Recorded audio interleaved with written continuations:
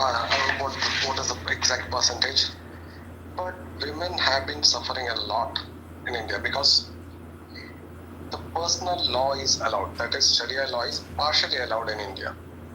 The punishment part is not allowed. That is, hud is not allowed, but the personal laws are allowed.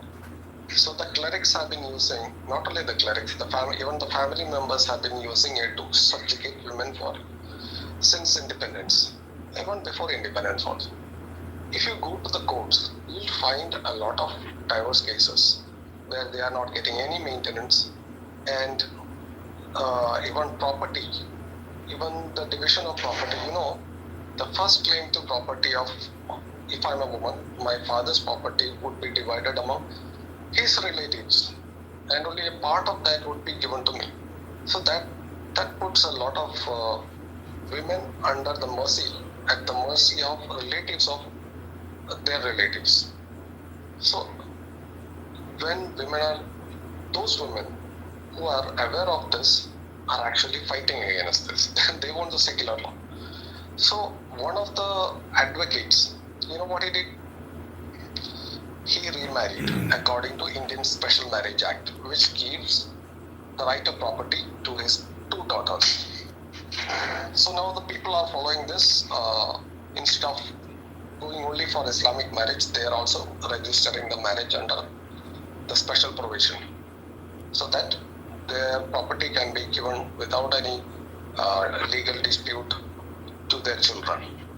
Not only that, there are many other cases which is languishing in Indian courts, which takes a lot of time to resolve. And usually it is to the disadvantage of the Muslim women, because this all are interpreted as per Sharia. I mean, the religious books. So that poses a unique problem.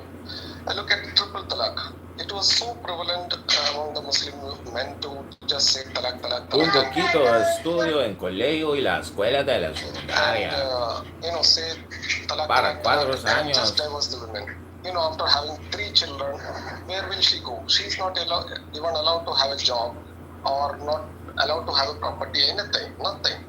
So she is on the streets. Her children are also on the streets.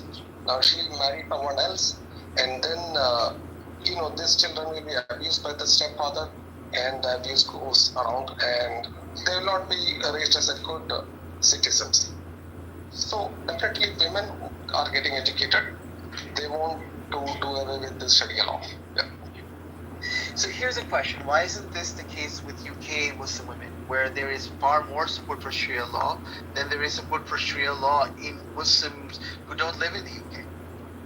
Some of them are confronted to Sharia law and they know what it is, and some of them in the West, they fantasize about this, and when they see horrible facts about Sharia in other countries, they say, those countries are not real Muslims, and it's not the true Sharia. We believe in the true Sharia, where women will be happy no matter what. That's the double speech that they have. Like the communists. Oh, that's not real communism. Exactly. That's not real socialism. Exactly. It's failing everywhere, but it's still a winning model to follow. One thing that I've listened to a few people that I don't know have degrees or whatever and stuff, and they can talk about this at length. Another thing is that there's actually quite a societal divide between Muslims and everybody else in the UK, and I think that part of the reason why it's specifically second generation children of immigrants are born into Muslim families. They're actually becoming much more extreme than even their parents were. I think part of it is because they feel like outsiders in the UK. It's literally what I feel like is happening. And so they actually find a lot of their identity when they're coming of age in Islam. And that's why they're becoming more extreme than they are where, in Saudi Arabia, they're the youth are all leaving Islam en masse, right? So yeah, I really think that's a huge part of it as well. Is there a contrarian in the room who actually can support or espouse Sharia and tell us about the beautiful, wonderful benefits that people can enjoy? Is anybody here an actual supporter? not a supporter, but I can explain why people like it. Because it's totally designed for Playboy men. I mean, it's totally designed for players. Other than that, yeah, go ahead. I would like to ask Sabina a question. Are you from America? No, I'm from Somalia. Okay. Okay, I'll ask a question about Ilhan Omar. Ilhan Omar once claimed that, Islam prohibits interest on loans, isn't it? So your student loans will carry no interest. Can you explain me how she gaslighted the people? Because I'll explain after that. Can you explain how she gaslighted them? Sorry. Yeah. He's asking that how Ilhan Omar has said that there shouldn't be interest on loans, right? Yeah. That she's made comments like that. Yeah. To me, that's is he saying that's Takia or is that politicians? Because Biden said he would get rid of all the student loans too. Every politician promises to do something. So it's so. This is a different thing. What he's talking about is Ilhan Omar saying to get rid of interest itself as a concept. I understand that, Anand, but the politicians make promises like that. Like Biden said that he would get rid of student loans altogether, not just the interest, the whole thing. That's what he was promising. She was referring to Islam. He's claiming that when she does that is Takia. One moment, sir, hold on. She's a politician in America, right? So you're arguing that when she does it, it's Takia. She's not even a devout, like, No, he's arguing that it's Sharia, Sabina. That it's a form of Sharia when she says it? The abolishing interest is a Muslim concept. That's what they're saying. Okay, hold on. This is what I don't understand, right? And this is why some people need to understand the different geographical locations, right? What's happening in India is not the same. When Ilhan Omar left Somalia... Sabia, wait, let's stay focused. Okay. Do you understand that in Islam they do not like interest? Do you understand that? Yes, I know that. It's called riba. Okay. What I'm saying... Hang on, wait, hang on. So what the other gentleman said was that when Ilhan Omar says we should abolish interest, that is a Muslim concept. Do you get that? Abolishing interest. Okay, that's all he's saying. Right. But I'm arguing that that's not coming from her Islamic perspective. That is actually coming from the, what do you call it? Like the, what's his name? No, Bernie Sanders and the whole socialist group. Bernie Sanders never said abolish interest, and socialism never said abolish interest. It's a uniquely Muslim concept. They have said to abolish student loan debt. Right. So abolishing a student loan is not Sharia. That's not abolishing interest. So if somebody says, for example, I want people to wear a hijab, you can say, well, somebody else wears a hat when it's cold out. Yes, they do. But wearing a hijab is different. So abolishing interest is a specifically Sharia custom or law. That's all he's saying. Okay, that's fine. Look, there's going to be certain things that Muslims say that are very similar to other Abrahamic religions because it's the same. It's an Abrahamic religion, right? Now I know that. But wait, Sabina, this is not like Sabina. This is not like an Abrahamic religion. This is specifically Sharia. And Sharia is part of Islam, correct? It is Islamic law. Okay, so and Islam is not an Abrahamic religion? That's not relevant to what we're saying. No other religions talk about getting rid of interest. Ilhan Omar, who is a Muslim woman, suggesting that we abolish interest is a Sharia idea. Okay, and I'm asking you guys, and that's all I'm asking, to acknowledge the fact that yes, she's Muslim, but also acknowledge that she's from Somalia, and Somalia never had Sharia law. She's never lived under. Not the question, but you do understand. My answer is that she's not abolishing interest is a Sharia idea, and sure. Nobody else has ever said that except for her. Okay. Not Bernie, not Biden. Okay, so hold on. then nuns wear head coverings, yes? Yes. Normal? Okay. Yeah. So is the Pope implementing Islamic law when he tells them to cover their head? Not in that case. Not in that case. No? That's different than interest. Oh, so there's overlap. Hold on, so that means there's No, overlap. there isn't really any overlap. She's the only person that ever suggested that. So are you denying that Elon Omar suggesting that we abolish interest? Are you denying that that's a Muslim idea? She doesn't know. It could be a Muslim idea. Explain it to her. We're to Hey. explain No, it to hold her. on. Can I respond or? The head coverings are not even like law by like a specific like theocratic state. Just saying. Yeah, but what I'm saying It's is not that wrong. okay, she's not an Islamist. That's all I'm gonna end the conversation with. If you guys and normal, you know exactly what an Islamist is. You know what Hamas is and so on. If you're arguing that she is, then She's definitely not an you know. Islamist. I mean, I don't know who's arguing. AJ said she was. Were you here when he said it? Well, I mean, that's just a stupid comment. I mean, Well, that's she's exactly- dumb leftist, which wants, you know, the classics. That's how I see it. Exactly. I see her as a leftist. Exactly. She's just a dumb socialist. She's been saying every single thing that the leftists say. That she parrots all of them. They all say the same stuff. What's her called? She protects trans rights, all that fucking Right. bullshit. I mean, Which would not fly in Muslim that would countries. really That's why I don't get. contradict- Yeah. Thank you. Directly contradict Islam. Okay, thank you. Common sense here is good. However, there's a difference with banning interest and the rest of it. Banning interest does not come from any other major political faction in the United States.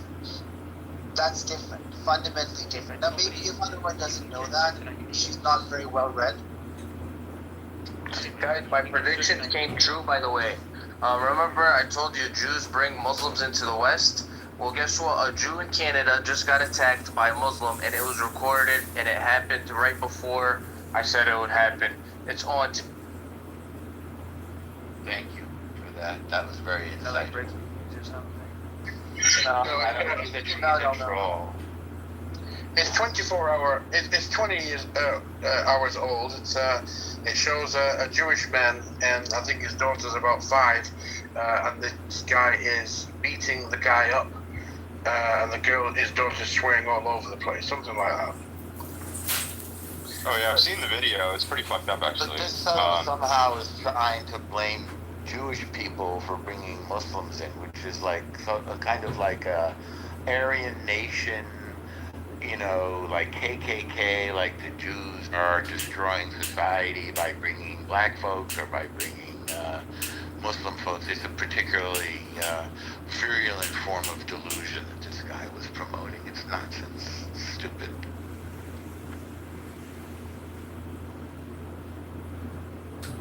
Okay. The point I was By the way, making was I want to just make sure Sabina understands this. There's a concept of usury in Christianity, but that is for excess interest. It's not for zero interest. The concept of zero interest specifically comes from Sharia law. I don't know any other like major thinkers or philosophers who push that. Now, maybe I'm wrong. Maybe there is something, but I would like to know who that is. okay. I'll finish the issue. Okay. Thing is, you will hear only about the ban on riba, that is a loan, interest rate. But the problem is, how do they get around that? Okay. Now what they do is, they rename the interest. They'll call it profit. For example, if I take out a loan of 100,000 US dollars, they will add 50,000 US dollars to the original amount, make it 1,50,000 and call it profit. 50,000 is the profit, and then they will divide it into EMIs, and you will have to pay the EMIs. And the Muslims themselves are complaining that this is more than the usual interest rate they would have to pay. See, initially they will never say about this. And you know what? If I was talking to a banker, and he was saying that we are getting a lot of deposits because the Muslims are not taking interest, means they don't want interest. I told them, do you know what the other part says? He said, no, we don't know. See, the other part says this is a real trap. When Muslim is investing in a company or in a bank, you're not giving him interest, but you have to pay him a portion of your profit. So, what is the percentage of the profit that you have to pay out? It is defined nowhere. So, if they ask for 50% profit, you have to give them because you have not given them interest. So, this is the kind of trap they put you into. They will give nice, sweet promises. When you're trapped, then they'll have your back.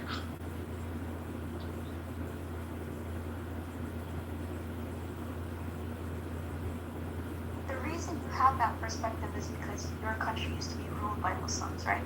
So that's probably why you have that perspective, right? That's why you're like, oh, if they come in, they'll take over and so on, because what happened to you. Hello? No, but that is what happened to India. They were ruled by Muslims. No, but you're saying it's specifically he has that view because that's what happened to him. And that's literally what's happening in all the Western countries. They being their shithole countries and then trying to establish the same rules of law. By the way, the people who speak like this on the right, they consider India a shithole country too, and they think they're the biggest immigrants to the country. What's your response?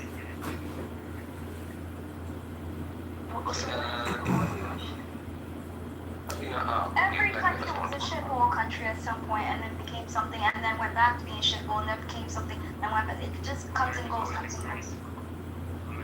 No, it was a shithole too. When was America a shithole country? Are you serious? You don't know how bad these I'm things being were. dead serious. When was America relative to the rest of the world a shithole country? Compared to many places in the 1800s, 1700s, 1600s, it was a shithole. 1800s in America was, what do you mean? That was like, You're talking about the proxy war that the Americans and the French had on the land? That period you're talking about? You made a claim. You said America Yeah, was but a shithole country or something like that. When that was? in the 1780s and 1790s, America was not a rich country. I mean, at the very founding of the country. Okay. Exactly. And moving forward, 100 So it was like a shithole country for like a year, and then it became a nation, basically. No, not a year. A long time. You know, going back. I would actually say that the reason why the U.S. has never been a shithole country, because since its inception, it has had the Constitution, which has actually made it so that people can't get away with as much. I know that there's a lot of corruption in the U.S., but nearly as much corruption as to like what's happening in the UK, for example, or what's happening in all those shithole countries, you know? So I would actually say that it was never a shithole. Sabina, you know, I was just reading the Constitution yesterday and the day before, and it is actually a rather complicated document in terms of reading it and being able to comprehend it. It's rather complicated because it takes in hundreds of years of English legal history and theory. So there's a lot of thought that went into those rules, you know. And so I'm just wondering, like, do you think the Muslims also have a, you know, if there is their set of rules, like, is it as complex as the Constitution? Yeah, I would argue that the Quran is a very difficult book to read. You would have to learn Arabic, and yeah, it would be. Oh, I can't read an English translation. I gotta read it in the Arabic. You have to learn. No, you can learn. Was he asking me or okay? Never mind, John. You just ask Simon. One second. Quran is very simple to read and understand, and you are saying it is very complicated. You are going against Allah.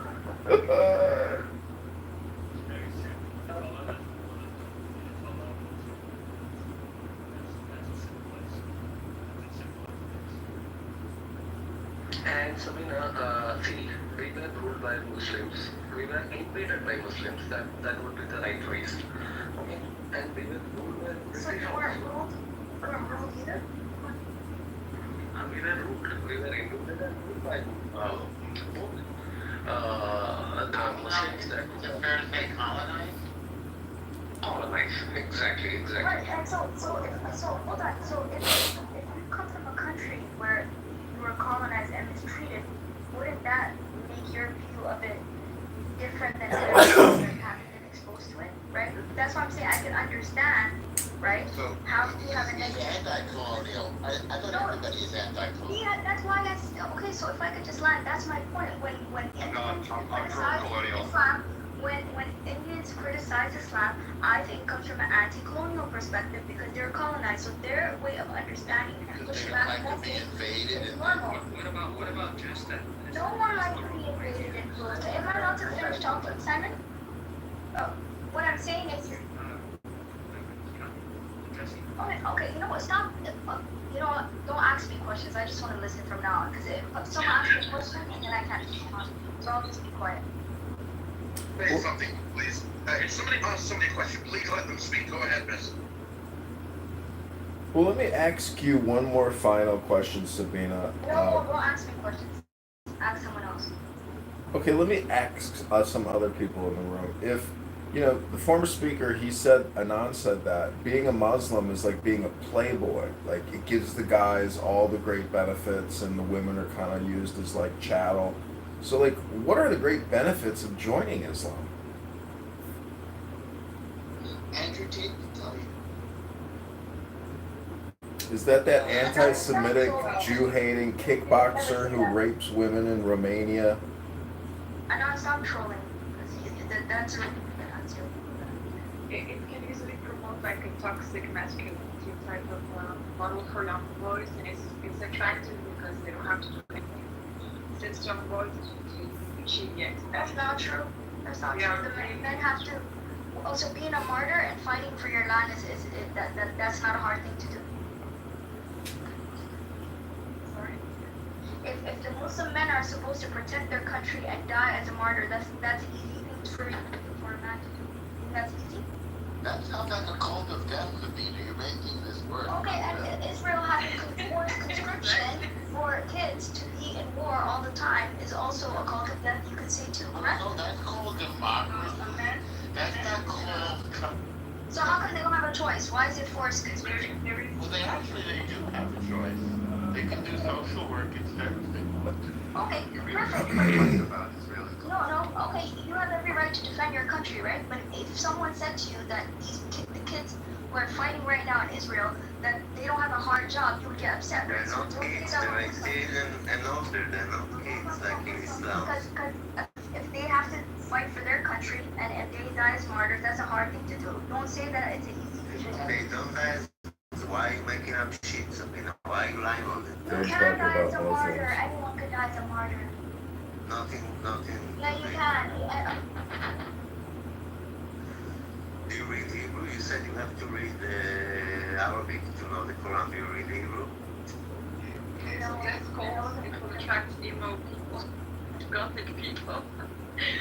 No, really, that's not serious. Like between polygamy, having the right to beat your wife to possession. As a man, you don't have to fuck much. You just have to And be pedophilia.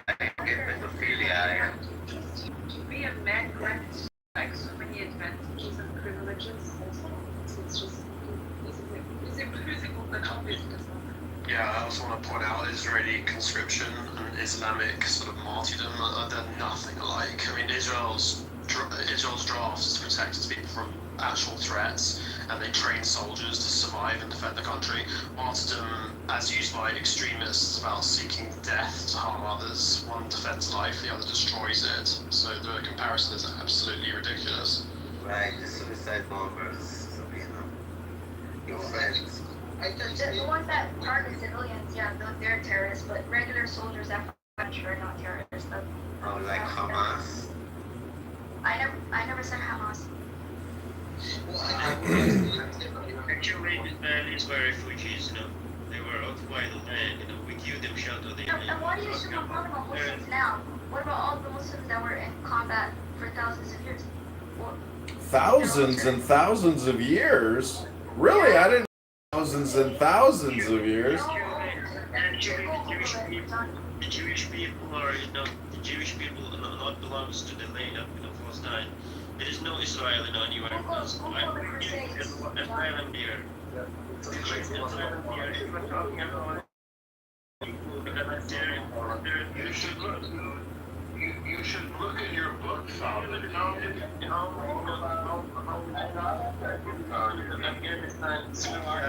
on a second, so you should look at your book, brother.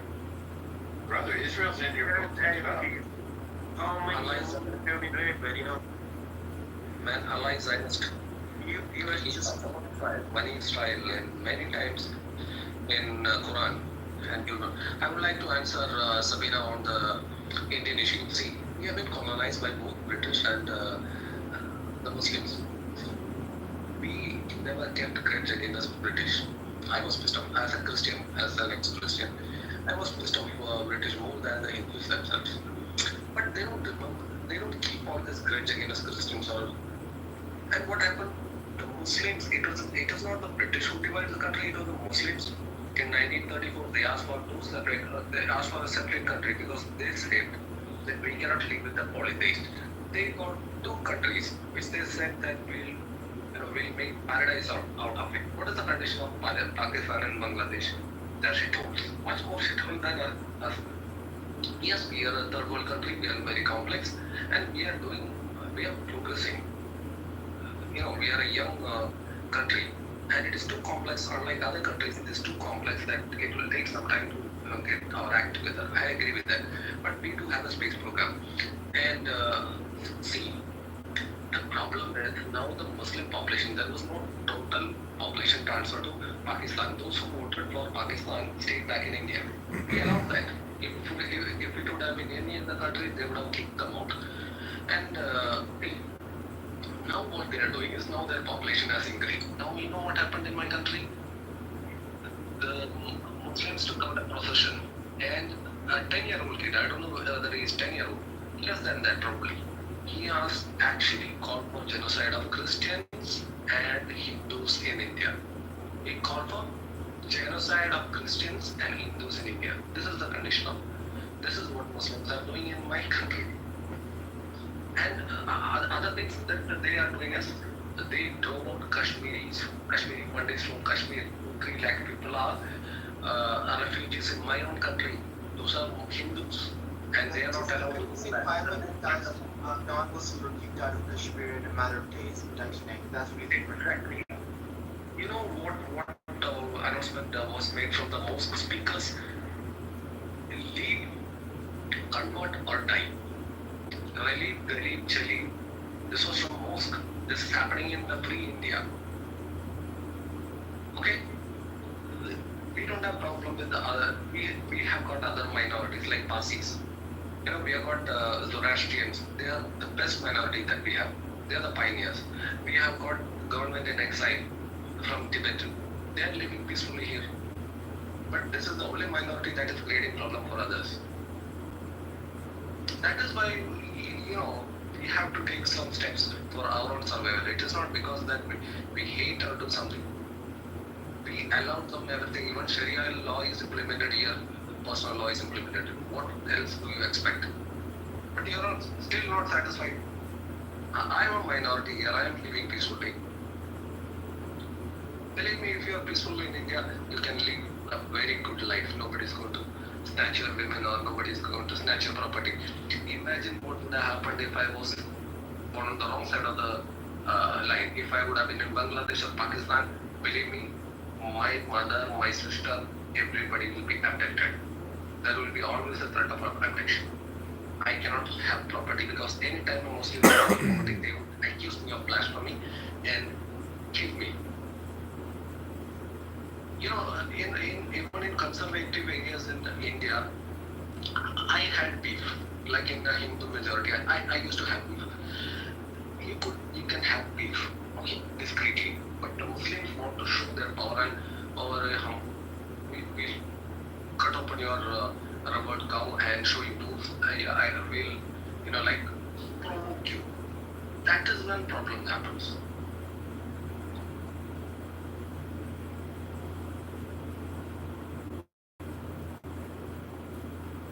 By the way, Hindus from my area, they have beef.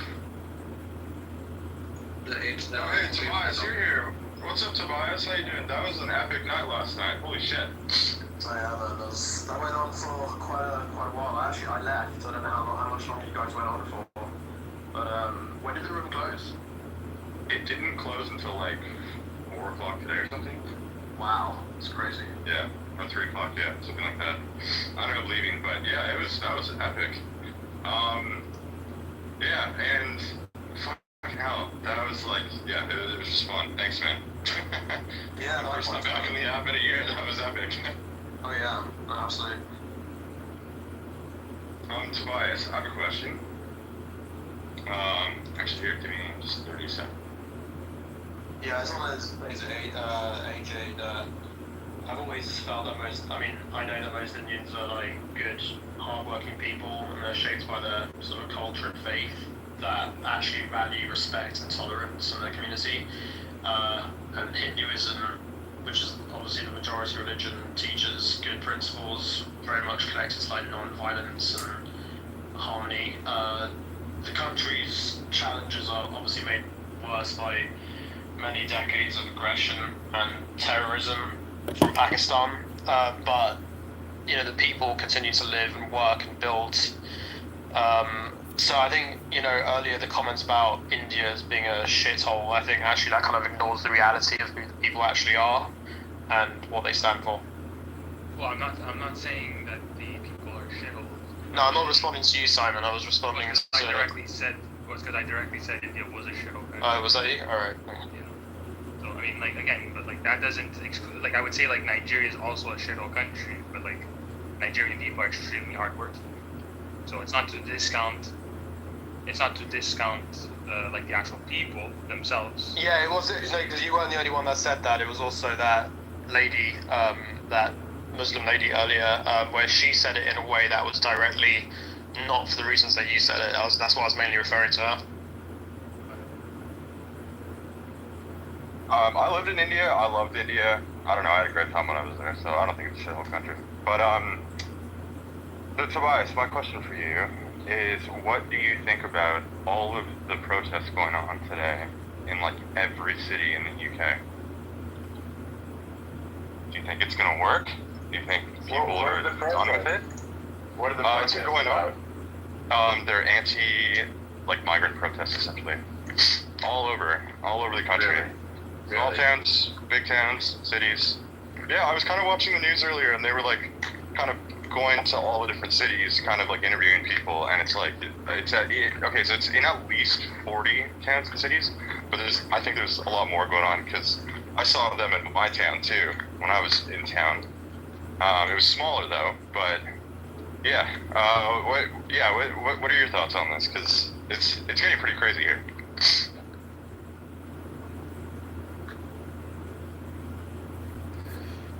Yeah, I've been kind of busy all day. I read a little bit about it. It does seem a bit crazy, man. I need to kind of read up what's going on. I kind of have a gist of what's happening, or can you enlighten me if you wouldn't mind? Yeah, it's specifically to do with the hotel, the migrant hotels, and they're like protesting at the hotels in all of these different cities. So it's like specifically towards, I don't know if people know what's going on, but in the UK right now, there's something like 250 hotels across the country, all over the place now, where they have been taking these illegal migrants and housing them in there. And the Labour government has been telling everyone that it's mostly women and children, when in fact, like, there's even statistics out there saying that it's like 75% men. And we've been having a lot of issues with them. There have been like a lot of underage girls that have been raped by these guys. Women are getting sexually assaulted. These guys are not coming from the best places, maybe what Simon would consider a shithole country.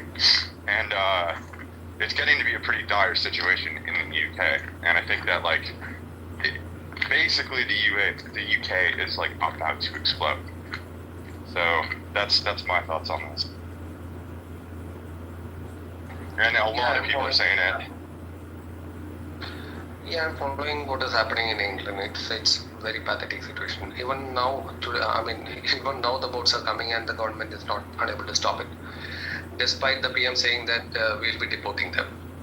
And as soon as they land, these migrants, they go hang around the schools and stare at all these young kids. It's pathetic, man. These people have to, if kids are not safe, how will a parent can settle down and be at peace? It's paranoia he'll be always be in paranoia. Like, what is going to happen to my kid? And the schools are like teaching these kids, introducing them to Islam, taking them to mosque, and doing all this kind of shit, teaching about Islam. This all should be kept away from schools. It should be personal matter. Somehow, even the Christian preachers who are preaching on the road, even those who are praying silently are being arrested by the police. Whereas the Islamists, they are taking out big processions, blocking the road for prayer, and doing all kinds of nonsenses. Nothing is happening to them. Absolutely nothing. Well, yeah. So AJ. So what I will say is that I think part of the outrage is obviously that like women and kids aren't safe now in many of these towns, and they're putting them in little towns that like some of them are even outnumbering the actual like main population of the town. And there's a bunch of these hotels that are actually like right next to schools as well, like public children's schools. And there's like, story after story, mom just like sees that there's like these just random guys that are like on their state given cell phone filming their children going to school and things like that. And it's just getting like super dire. And so that's why the UK is essentially breaking down right now, is because, and I think the other side of the outrage that's happening is the fact that we are paying something like $50 billion a year to house these people. So a huge chunk of our tax money is going to these people, and then they're coming here, and then they're making our children very unsafe. So it's like, yeah, so that's sort of the issue at hand right now, and this is why it's kind of boiling over. Yeah, just reading about it now, like, yeah, no, I did read about this earlier, but I didn't know too many details. I've had quite a bit of a busy day, but, I can see why people are angry about it. Yeah, I guess a lot of people worry about sort of safety and, sort of cultural tensions and stuff. And I think it's good that people are finally kind of speaking up a bit, but I'm not sure how much will change, because obviously the government has been ignoring immigration concerns for so many years now, Yes, the Brits themselves are sleeping rough on the road. They're homeless, and these people are housing terrorists. And pensioners, I think pensioners are being evicted also, in some cases. My name is Tina Peters. They worked According to the their entire life, paid their taxes, paid their bills, doing everything as required by a good citizen. And they are being thrown out on the road. I don't know what's happening. If you're good, you'll suffer like hell, isn't it? And I'm seeing young women on the road, homeless women. Such a sad situation, and they are thrown to this roads. Anything can happen to them.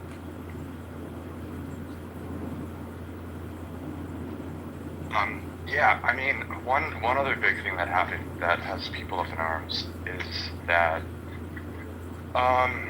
one thing that specifically happened that has like veterans up in arms, for example, in the UK, is the fact that there was like a government funded veteran housing estate that they kicked all of the veterans living there out to rehome migrants, like boat people, which is pretty outrageous as well. It's like they care so much about those people that they're willing to like throw their own people under the bus day in and day out, and allow children to get raped, allow women to get raped, allow weird fucking things to happen. Like, I don't know if anybody saw the viral video that happened yesterday in London, where like a guy literally just like clearly like a guy, boat guy, just pulled his dick out in the middle of the subway in front of kids, and like I think like 6 guys just joined in and like beat him up and did a citizen's arrest on him. It's like a super viral video that literally just came out. I mean, you gotta look at it And we're from. like, Can't you see it from the perspective of the Muslim man who's 28 or 32, living in a hotel in a foreign country that he's never lived in before? He just came out of a war-torn place, and he's angry. He's not feeling that great about his situation in life, so he might take risks and opportunities that violate the law and are antisocial behavior and are destructive. I'm just saying, what is the perspective and the attitude of the migrant living in the hotel in a major Western city? so I could kind of disprove your point. So actually, the majority are not coming from war-torn countries. They're actually coming from countries where there's no war going on currently, and when they're being called are essentially economic migrants.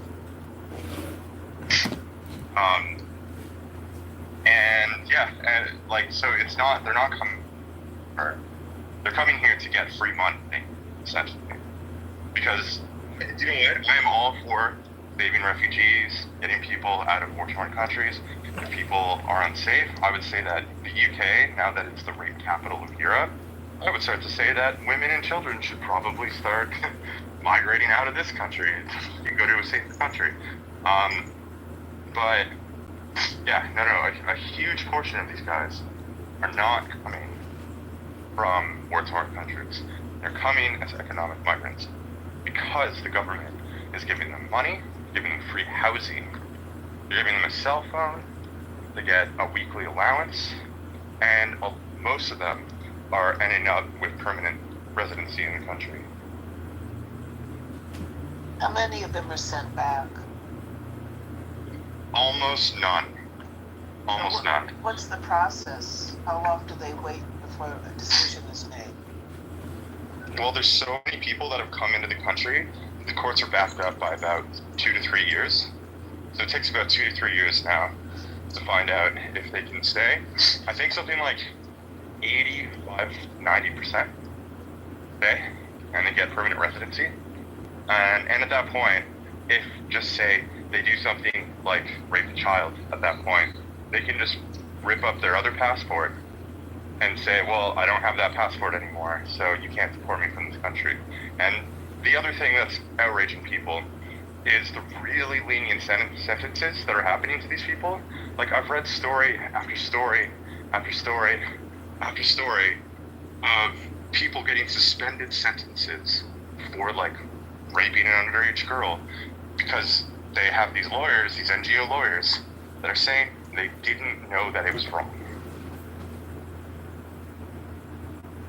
And on what basis does the government grant them permission to stay? What do they look at in order to decide whether or not they can stay? Is it their behavior, or what is it? Well, to be completely honest, based on what's been going on here, I would say that they don't even look at anything. I mean, I would say that it's essentially just unvetted, like large mass-scale migration. So there are people that are coming here that have like rape charges, for example, or murder charges in their previous country, and they're not checking them. So there's all these people that are in the country now. One of the things that's like really scary, for example, is that the previous Tory government hid an entire Afghani refugee program from the public, and without us knowing, some obscene amount of Afghanis came to the country, and they put a complete media block on it. And it's turning out that a lot of these Afghanis just applied for the program that did not work with the UK Army or the US Army, and weren't working as interpreters. And they're actually, now we found out that some of them are also ISIS terrorists. So it's like, it's a complete shit show over here. Like, I've never seen anything like it. I've never seen such a massive breakdown in standards. It's almost like the governments want to demoralize the people and cause chaos. I wonder why they'd want to do that. Yeah, exactly. Yeah.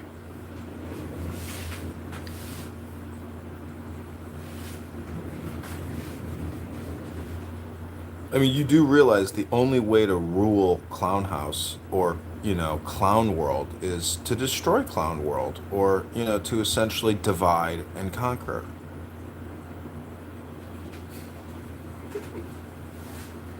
Pakistan is not at war with anyone. It has not been at war with since a long time. But What do you we mean? They see a just lot of attacked India Pakistanis. 3 months ago. Yeah, that, that's that demonstrate their religious hatred. They came if it was a war between two countries, you would just attack the soldiers, isn't it? An army post. What they did was they infiltrated into India, 3-4 terrorists. They went to a touring spot. They literally put down. First of all, they asked whether they can say the Islamic prayer, and when they were in doubt, in order to confirm, they pulled down their pants and checked whether the men were circumcised or not, and they immediately shot them without one asking any question.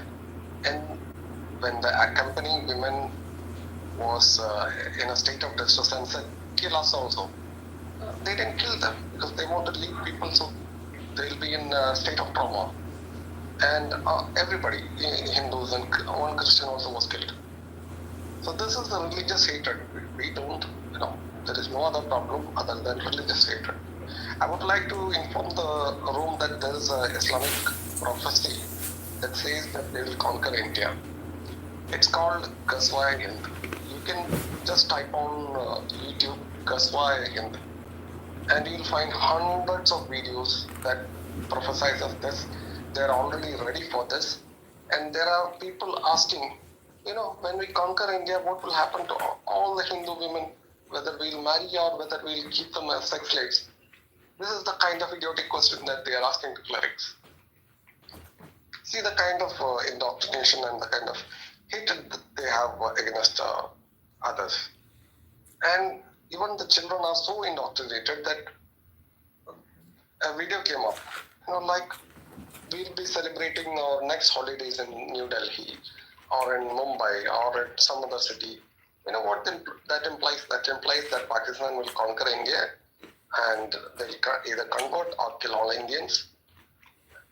And even celebrities, that's another, we love the Pakistani cricketers when cricket happens. So even prominent Pakistani cricketers whom we have helped, many times, they were talking about this. They are saying that rivers of blood will flow, which means only one thing, that again the Hindus will be slaughtered by Pakistanis. They believe in this. So it's not Islamophobia or any bullshit. From a fascist. And they'll do it, whether you like it or not, whether you're friendly or not, whether you do anything for them. They think that is your country is the ruler. They will invade it. Yeah. From a Western perspective, importing high testosterone young men that are polygamists and militant in nature because of religious and, I guess theocratic programming, it's not desirable because it causes more conflict and more concern and more work on behalf of the new host country. It's like bringing fleas or parasites, into your home. I mean, nobody wants to deal with bed bugs. Okay, I love the metaphors. They're very.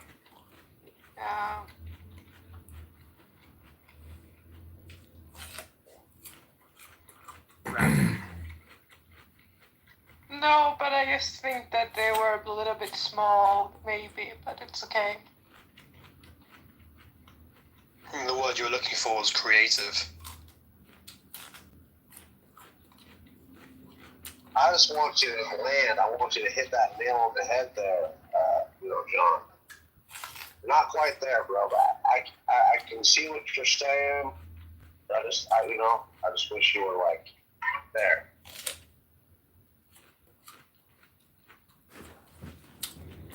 Well, a lot of people, the way they deal with bed bugs they just throw the whole mattress out, and then they got to do a full sterilization of the room. I mean, you can't leave one little critter left, otherwise they can remultiply. You got a whole nother infestation, and then you got to throw out that mattress again. It's a lot of work dealing with bed bugs. Are we the bed bugs?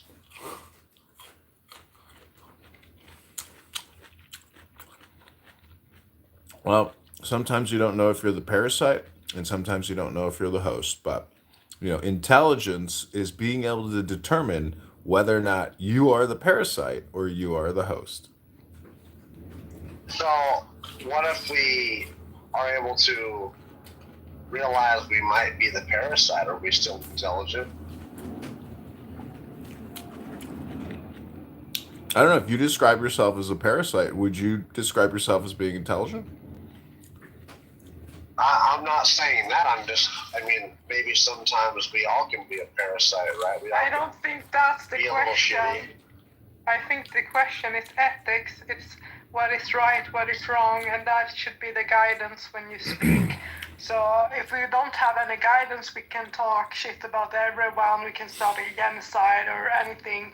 I just think that we should have our manners in place, that's it. Agreed, but when your government and your local elected official imports thousands of Muslims into your backyard without even telling you, there's grounds to be a little upset with your elected so-called democratic leaders that are destroying your that future. is accurate. That's accurate. Yeah, sure.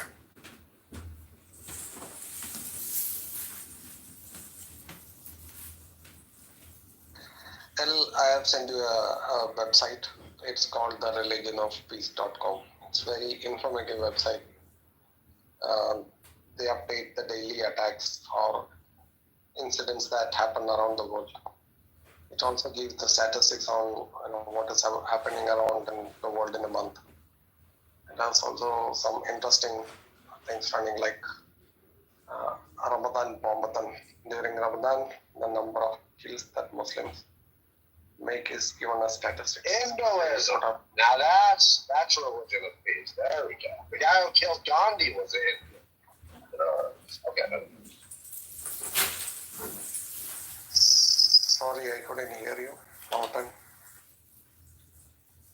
I said Hinduism. That's the religion of peace, right? It's the guy who killed Gandhi. He was a Hindu.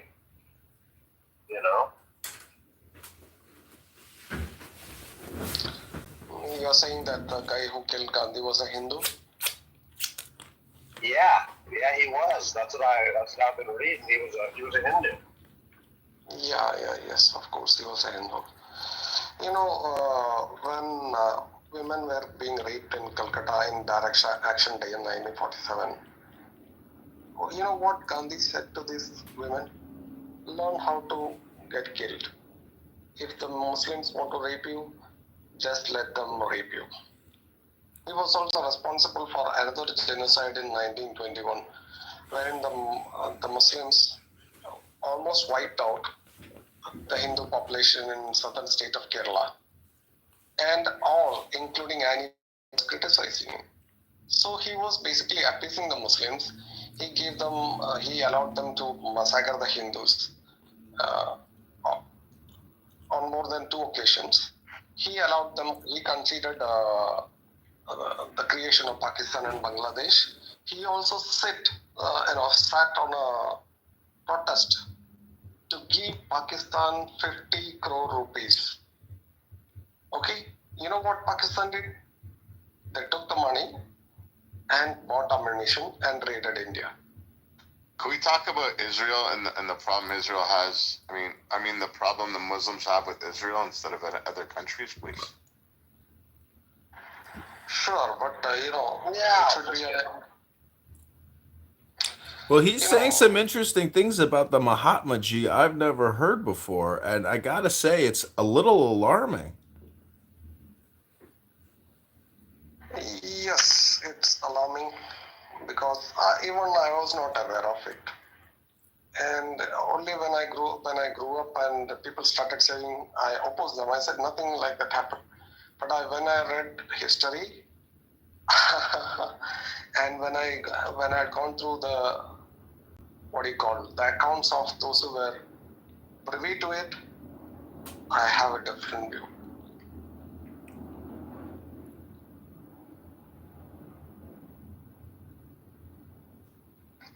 Maybe yes. I was just going to ask if one of the mods can reset the room and we can start this party. So it should not just concentrate on Israel, because people will think that this is happening only in Israel and you are to be blamed. When you show them that it is happening all around the world, that only then will people realize that this is a global problem and this ideology is a problem. Otherwise, they think this is just a land dispute. I agree. So what is it in Islam that gives them this, I guess, feeling of superiority, or I can do whatever the F I want to do? This is, when they start off in madrasa, that is the Islamic schools, they are totally brainwashed. They have said everything. Like one of my friend, he did not have any much outside contact with other people. So he was told every day that Islam is the most perfect religion. It is perfect according to science, and there are many scientific facts in the Quran. And this has a certain effect on people. Okay. Then there is a Spartan lifestyle. In this madrasas, you are abused. You have to get up in time. If you don't recite the Quran, you are trashed mercilessly. So it is a Spartan lifestyle. And sometimes even the food is very scarce. You get abused sexually in this madrasas. You can get corporal punishments. You can get severely beaten up. So where do they vent the anger? That is when these imams redirect the anger towards the non-believers. They'll not teach it directly initially. They'll say, Allah doesn't like shirk. And who are the people who commit shirk? Yes, it is the Jews, Christians, and here in India, it's majority Hindus. Whom do they worship? They worship the cows. All kind of these tropes are fed into the psyche. This act, even if they don't mean it, it'll be in the back of their mind. Like a guy was describing an incident wherein this guy has never seen a Jew in his life. Okay, so both this Hindu and this Muslim was traveling on a bus. Suddenly, a foreigner alighted the bus. Boarded the bus, and he said that he's from Israel. While conversing, he's from Israel. And the Hindu guy was describing he has never seen a Jew, and this Muslim friend also has never seen a Jew. But immediately the Muslim got angry. And he is usually a cool person. He was like so angry with this guy whom he has never known. And he wanted to thrash him, but he knew the consequences. That's why he was keeping his cool. I would like to narrate another incident, very funny. Okay, like 2 years back, a cleric was saying that we should not have fruit juice. Why?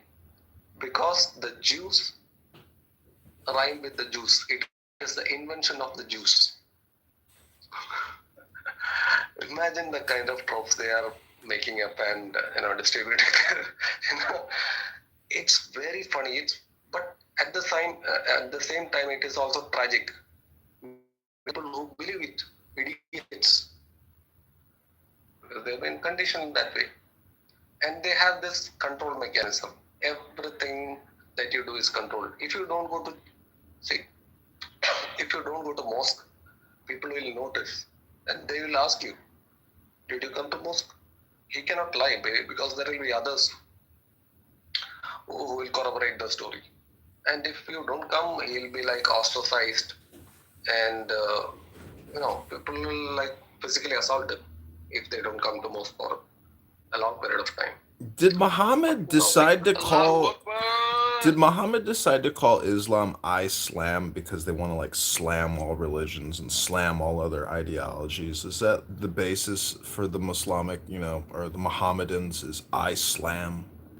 No. Can I play a video? I got a video I could play if the mods don't mind. Yeah, mine. Yeah, I'll read the context 1 second. I mind.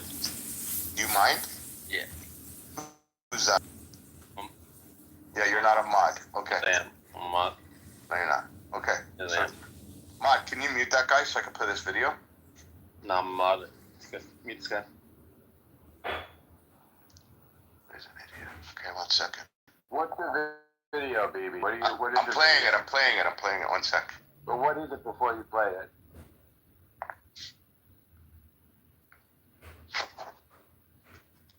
Muslims living with Hindus. Problem. Muslims living with Baha'is. Problem. Muslims living with Shintos. Problem. Muslims living with Buddhists. Problem. Muslims living with Christians. Problem. Muslims living with Muslims. Very big problem. All right, I don't want to hear. I don't like to bang on any religion, so I don't. Okay, I don't think it's helpful. Really. Thank you, though. It's not banging on a religion. It's stating the facts, and then the video wasn't even finished. I understand. I muted it. I don't want to. It is banging on Islam. You're saying that Islam can't live with anybody. No, but you didn't let the. Okay, never mind. I'm not gonna argue. Yeah. If you listen to the full context of the video, they leave their country to go to another country, and then because they left, and then they turn that country into the country that they left. It's like a woman that getting plastic surgery all the fucking time. You can't keep her happy. Even God can't even make her happy.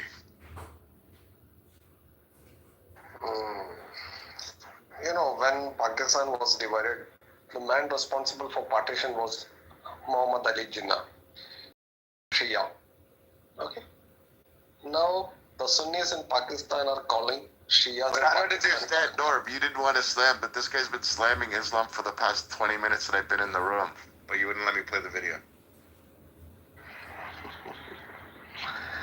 Okay, another sect called Ahmadiyas. They were at the forefront of partition. Now the Sunnis are saying that they are not Muslim.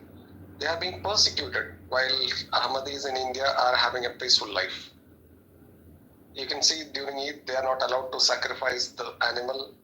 Their minarets are broken down. Their places of worship will be bombed. Yeah, Muslims are safer in India than in Pakistan because you don't know who is going to come and place a bomb in Pakistan. Shia bombs the Sunnis, Sunnis bomb the Shia, both bombs the Ahmadis.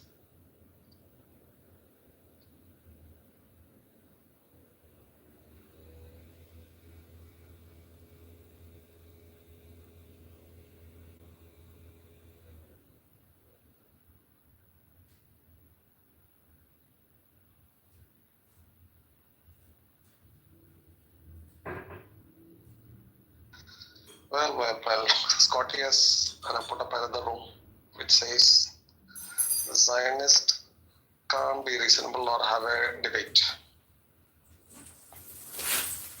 And there is no one in the room except Scotty. Oh, there's another. Okay, now can I play the video? Tobias? Ruben chick? But he's asking that. It's BB. Yeah, you can play BB, play whatever you want, man. Yeah, guys. I'll allow it. Okay, and then I'll moderate you, BB, one sec.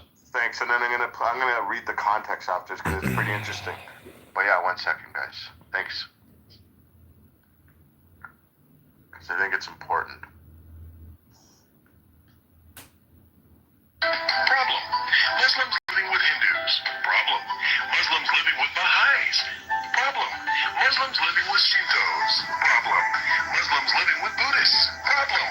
Muslims living with Christians. Problem. Muslims living with Muslims. Very big problem. So this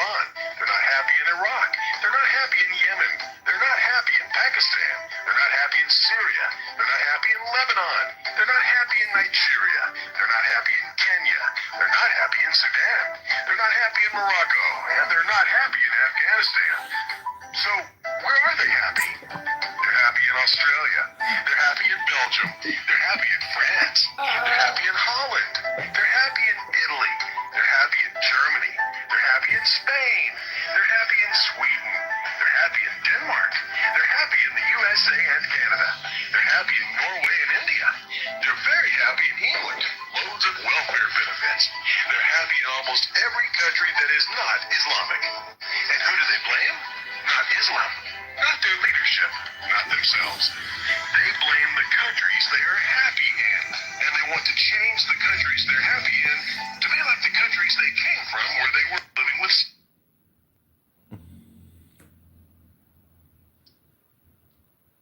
So When you read the, it says, for those not following the logic of this video, Muslims flee their own countries to objectively better countries than the only one they fled with, the goal of turning the new country into the one that they fled from. No logic, but it's their religion that tells them Islam is to take over the entire world and enter every house.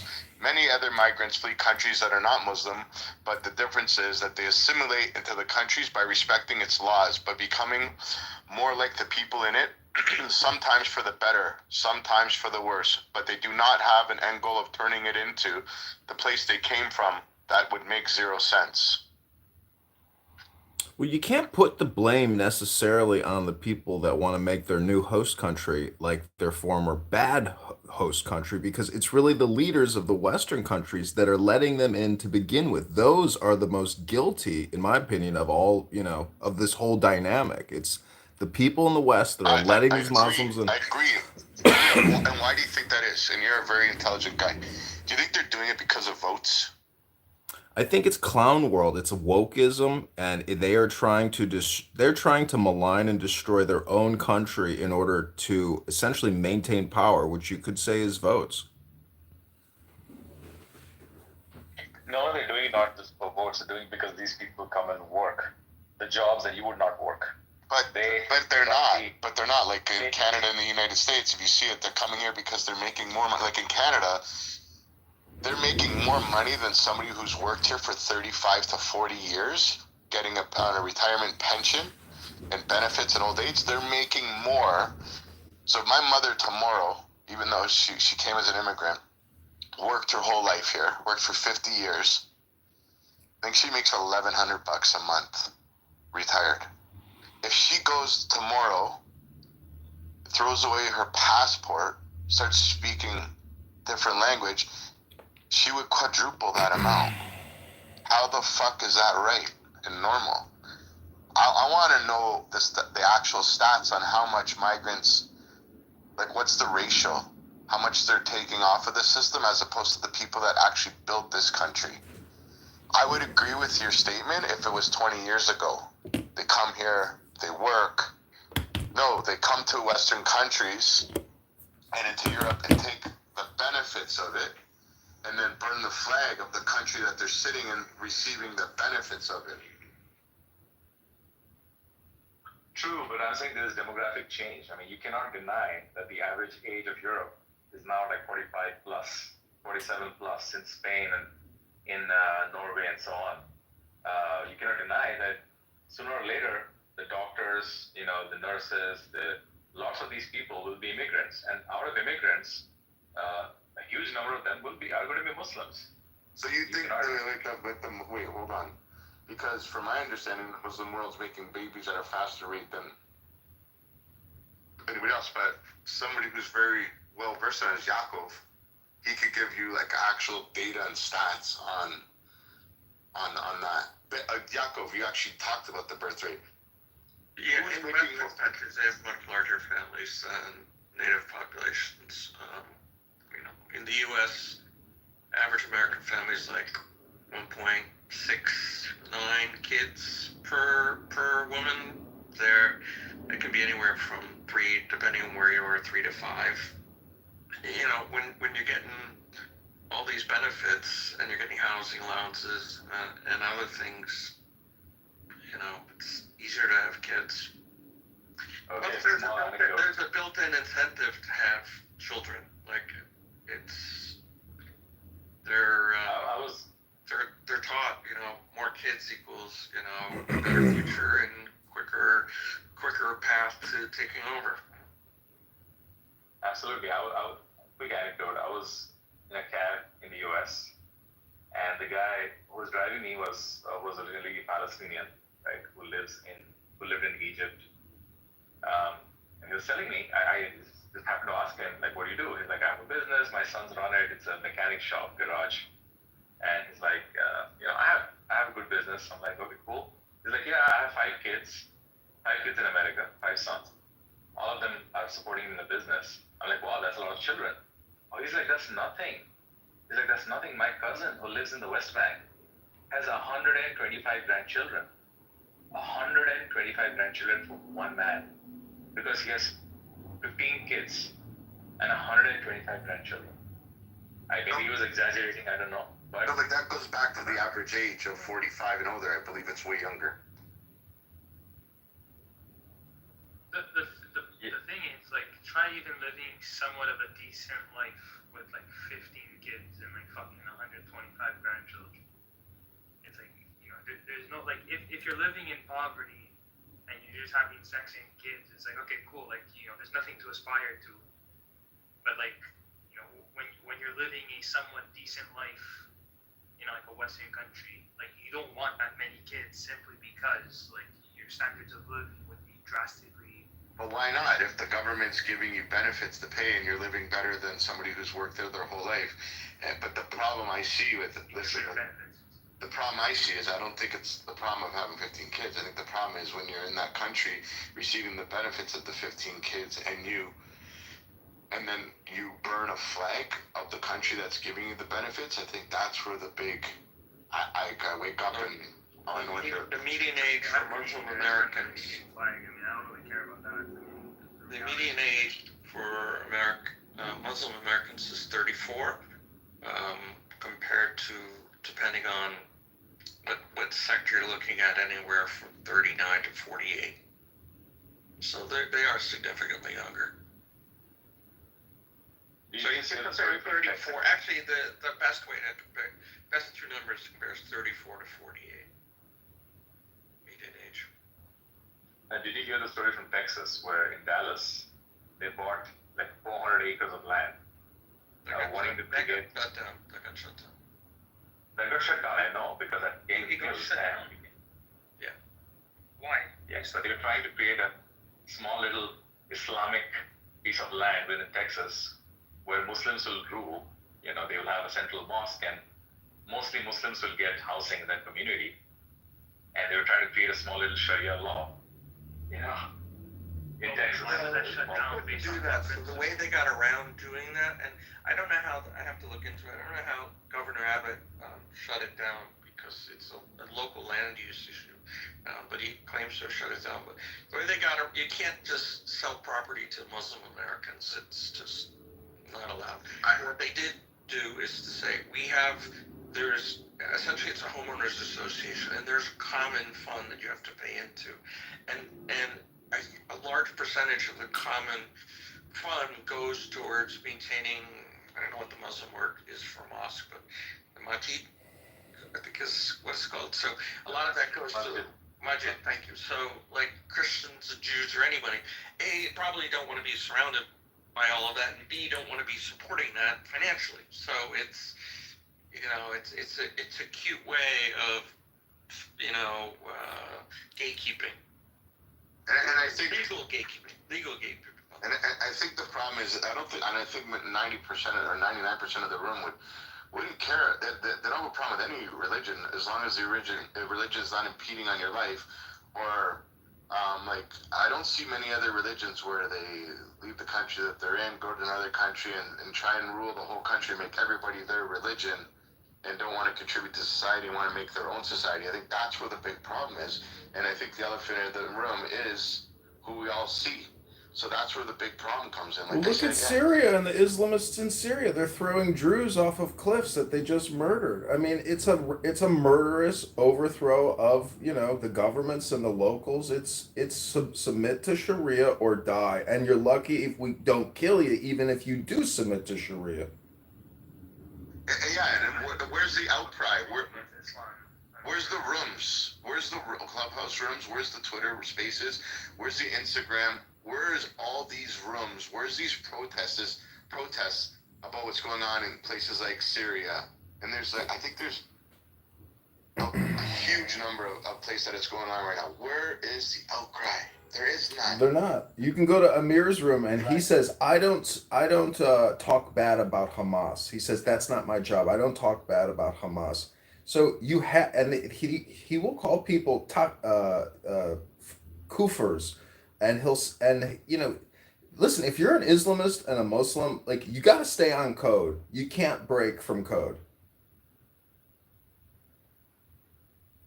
Islam is a spectrum. On the extreme spectrum, there are jihadists like Al Qaeda and stuff. On the other side of the spectrum, there are people like the mayor from London, and now possibly the mayor of New York. Right? They're on the other side of the spectrum, and in between is everybody: the lawyer, the judge, the housewife having multiple kids and sharing her partner with 4 other women or 3 other women. They're all in it for the same cause. Some just directly kill you, some don't. That's it. Education does not matter. Nothing matters. Do you remember when that Sinbad or Sinbar guy got killed? The leader of Hamas, he got killed. Well, I just sent a picture of that dude to Amir because he didn't believe that it was actually him. And so I sent him an actual picture. He blocked me permanently from his room. It's like he's definitely a Hamas sympathizer, just saying Amir is. Not just a sympathizer, he is a potential terrorist and a terrorist promoter. I agree.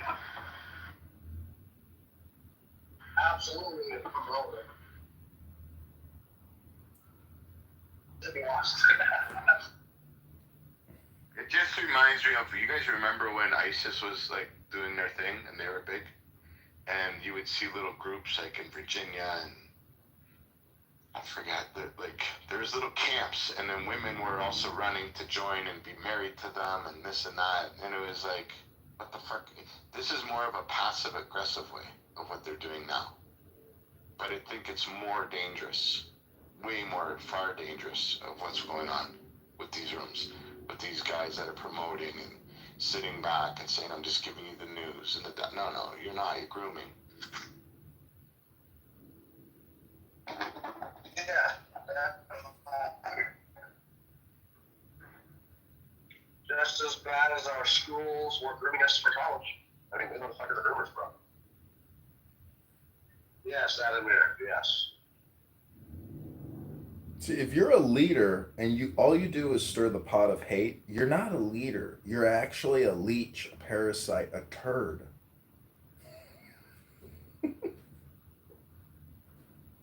Yeah. Islamophobic. Absolutely. It's Islamophobic. How dare you? Well, that's the problem. People are afraid to talk about Islam because they're like, oh, we're bashing. No, you're not bashing. If somebody's robbing a bank, no, but listen, that's the problem. People are afraid, right?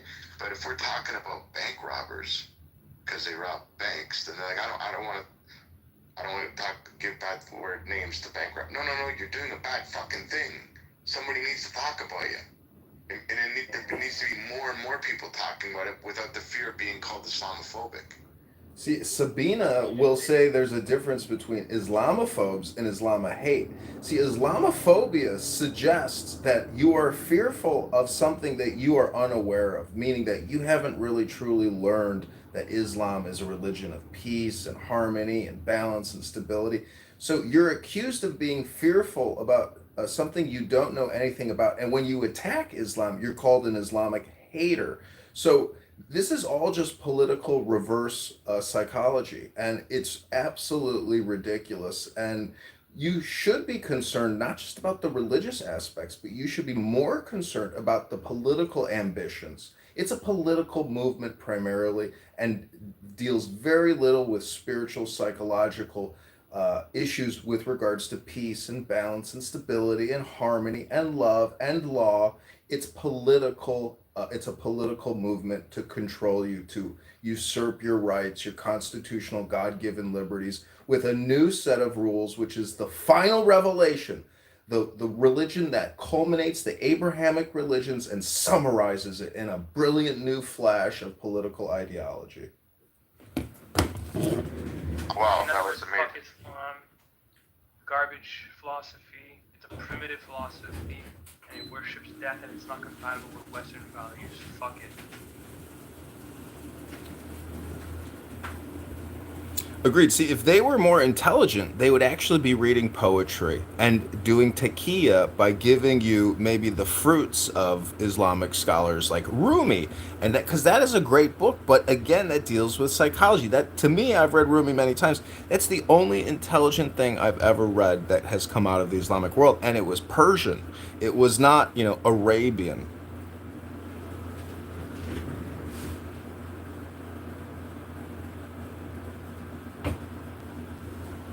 I just can't wait until everybody is to starting to all come together to see what is. I just can't wait. Forward to the protests. You won't see that because in the left and the West, we are totally woke. Wokeism is the herd psychology still. The mind virus hasn't necessarily been broken, and it will take strong leaders and patriotic leaders like Trump and J.D. Vance and other great Americans who are willing to resist the woke mind virus, which is an infection in our soul, in our charter, in our constitution. Well, do you think, like, honestly, do you guys think that, like realistically? Because I think you may be onto something, but I don't know, because everybody, I don't know what your ages are here, but when I was a kid, everybody loved Michael Jackson, right? The Jackson 5, Michael Jackson, he was like everything. He was like mesmerizing, the way he danced, the way he sang. And then towards the end, everybody turned on him. Well, he was dangling babies out of windows. The guy turns out to be a sociopath, psychopath, and Everybody loved Bill Cosby too, bro. Everybody loved Bill Cosby too. No, but yeah, exactly. But the people we're talking about, they don't dangle babies out of windows. They throw them out fucking windows and throw people off rooftops and murder. Well, You know what I mean? look what the former speaker said about Mahatma Gandhi. Historical revisionism is a bitch because a lot of people think Mahatma was this fantastic leader, but no, he actually gave up a lot of his own people to appease Muslims and allowed them to get murdered and said, learn to love how to get murdered. Like that. So there's a dark side to history with regards to, this glorious revolution and liberation of neocolonialism or colonialism. So, you have to take everything with a grain of salt. Sleep naked with young teenage girls too, bro. Well, he was just trying to boost his chakras. All great leaders need to keep their chakras boosted. Yeah. Many of us have seen those videos of the child marriages that are going on today in 2025 still. The people are, how are people not shaking their fucking head? Because, from the TikTok, Instagram, YouTube consumers of the West, when they see something happening in a third world, they just go, oh, that's just third world customs. Not my problem. But literally down the street and in every major U.S. city, they're building mosques at an unprecedented rate.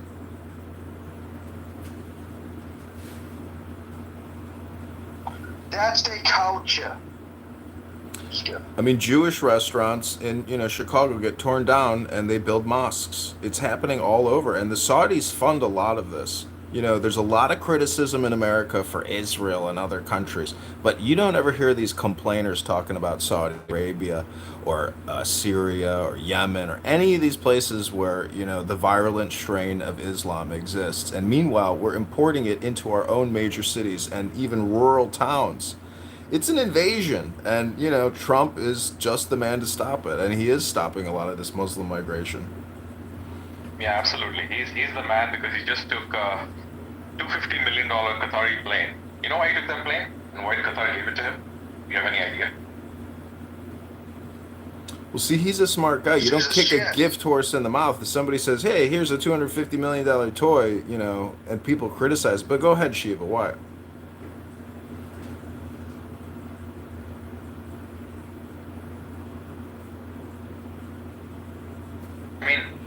The biggest sponsor of terrorism in the world is Qatar. Nobody comes close. Iran doesn't come close to Qatar. The Qataris are the only people who sponsor both Shia and Sunni terrorist jihadi groups. Okay? The Qataris have a huge American base protecting them. The king, the leadership of Qatar is being protected by the American military. Can you imagine what we're doing there? And to take a gift from them for $250 million, that means I'm making peace with you. I'm not going to touch you guys. Keep doing what you're doing, and as long as you do business with me, we'll get along. That's it. So I wouldn't give too much of that. Well, why do you even think that gift was like a sincere gift? Because there's a lot of liabilities with maintaining a plane. It's like here's a toy that we don't even want to take care of anymore because we'd rather upgrade to the new model. It's like it's basically a bullshit gift. What if it's hacked? That Trump goes on it one day and they fucking control it and fly it into a fucking building. Well, I'm sure the Air Force will strip it down and they will do all the checks necessary. But the point is, why are we taking it? They will give it, no problem. They have lots of money. Qatar has a lot of money, right, lying around. They will give it. But why are we taking it? I think the principle is don't kick a gift horse in the mouth. We'll take anything you want to give us for free. I mean, we're sick of spending money.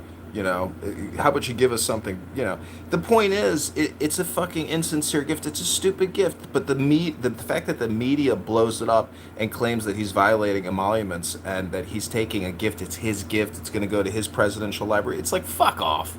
Like, keep your stupid fucking plane. But the principle is, oh, you want to be nice and give us something? Yeah, sure. I'd love to take your gift. You don't kick a gift horse in the mouth. You do have a point. I mean, we're tired of paying for everything, dude. Why the fuck not get something like that for free? So you would take gifts from Al Qaeda? No, I mean, you make a good point. I mean, I think before they abandoned Afghanistan, they should have torched and destroyed every single piece of military equipment that they left there. To leave the Afghanis with U.S. military weapon systems to make them into a strong army is fucking mind-boggling. Mind-boggling. Yeah, that is strange as fuck, right? I mean, we did make them an actual legitimate military, but we didn't as citizens. We didn't fucking, we didn't give a shit. Most of us wouldn't even want to be in Afghanistan in hindsight. And Donald Trump, he wasn't in power when this happened. Withdrawal happened under Joe Biden. I mean, the fact that Yasser Arafat's daughter has, $3 billion, $5 billion sitting in Parisian banks, and a lot of that money came from donors around the world or U.S. aid. American leadership is schizophrenic in their decision making. They support both sides of wars. It's like pick a side, pick your allies, but don't support everybody and give everybody American taxpayer, funded items. But they're probably getting kickbacks, John. That's probably why they're doing it, bro. You're just answering why would that seems so insane? Why would they be doing it? But they're obviously getting kickbacks and getting rich off this shit. Who's the newest Trump ally these days? Pakistan. The wonderful country of Pakistan is the biggest ally because Trump's family is doing business with them. They have a crypto exchange or crypto coin they have invested in, and they're getting along with Pakistan. The whole family visited the military general of Pakistan and his family. Can you imagine what's going on? Well, Pakistan, Al Qaeda is a proxy of the Pakistani army.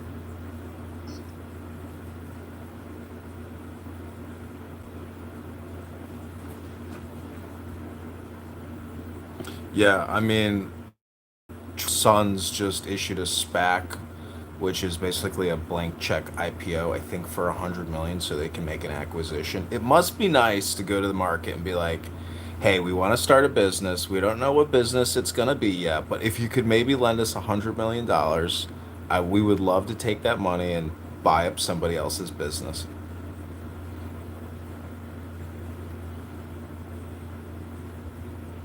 Or just gamble that money in, cryptocurrency.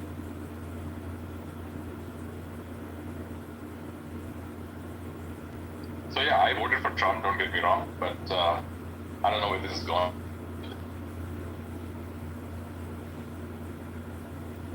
I know specs aren't new. There's nothing new about a spec.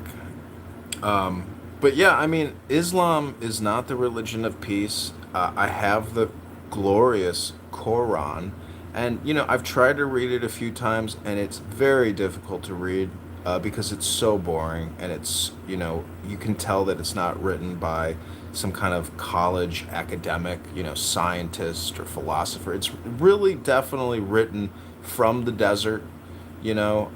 But I have heard in some circles that at the time, the Jews were actually happy that Islam emerged out of nowhere because it was a political movement that was used to fight Christians, and many Jews felt that they were persecuted by Christians. So now there was this third party which was waging war against Christians and Christian kings, and Jews were supposedly happy that there was this new force fighting their own persecutors. So, but now in 2025, I think that type of opinion is irrelevant.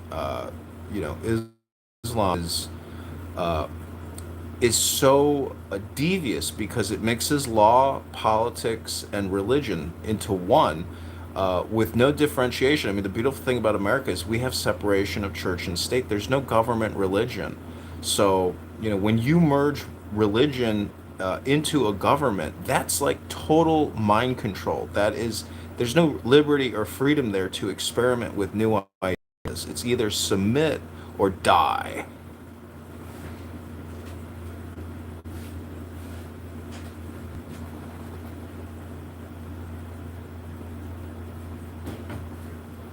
The title is fucking amazing.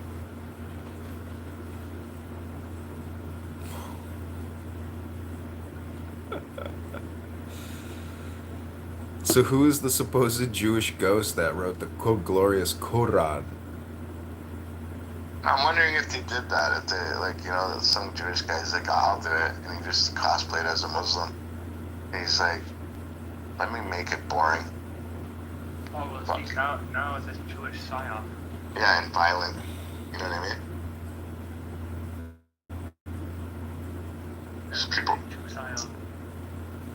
So do people like violence? Is that what's going on?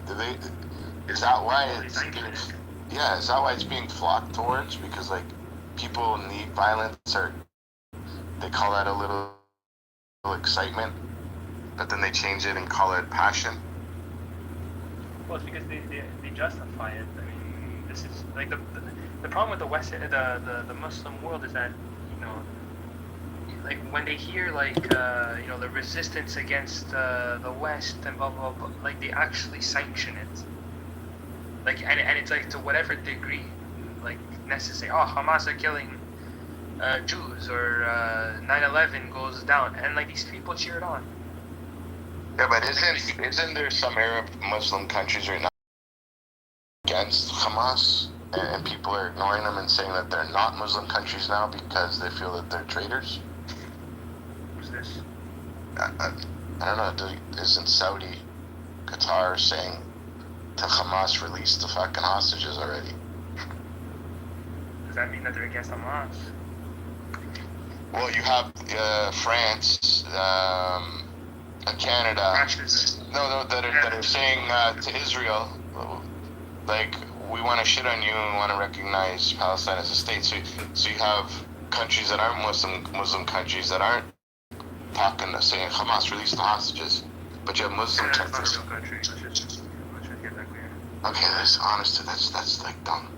So Canada, France, country. What ends up happening? Yeah, go ahead. Roger, let's talk about causation as to why this happened.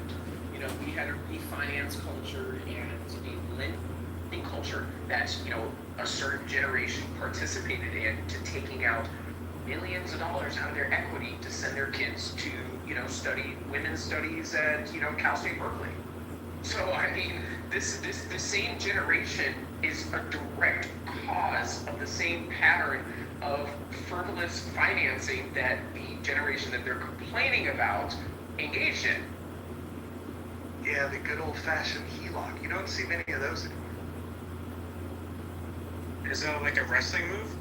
No, the HELOC, it's a home equity line of credit where people would take the value of their home and they would borrow against it. Using your home as an ATM. Yes, and then essentially never paying your home off. You can. I remember people buying houses in Modesto where they'd move out of the Bay Area. They'd go to Modesto. They'd buy a very inexpensive home, and then the value of the home would go up moderately. It wouldn't go up like the 12% per year that the Bay Area would.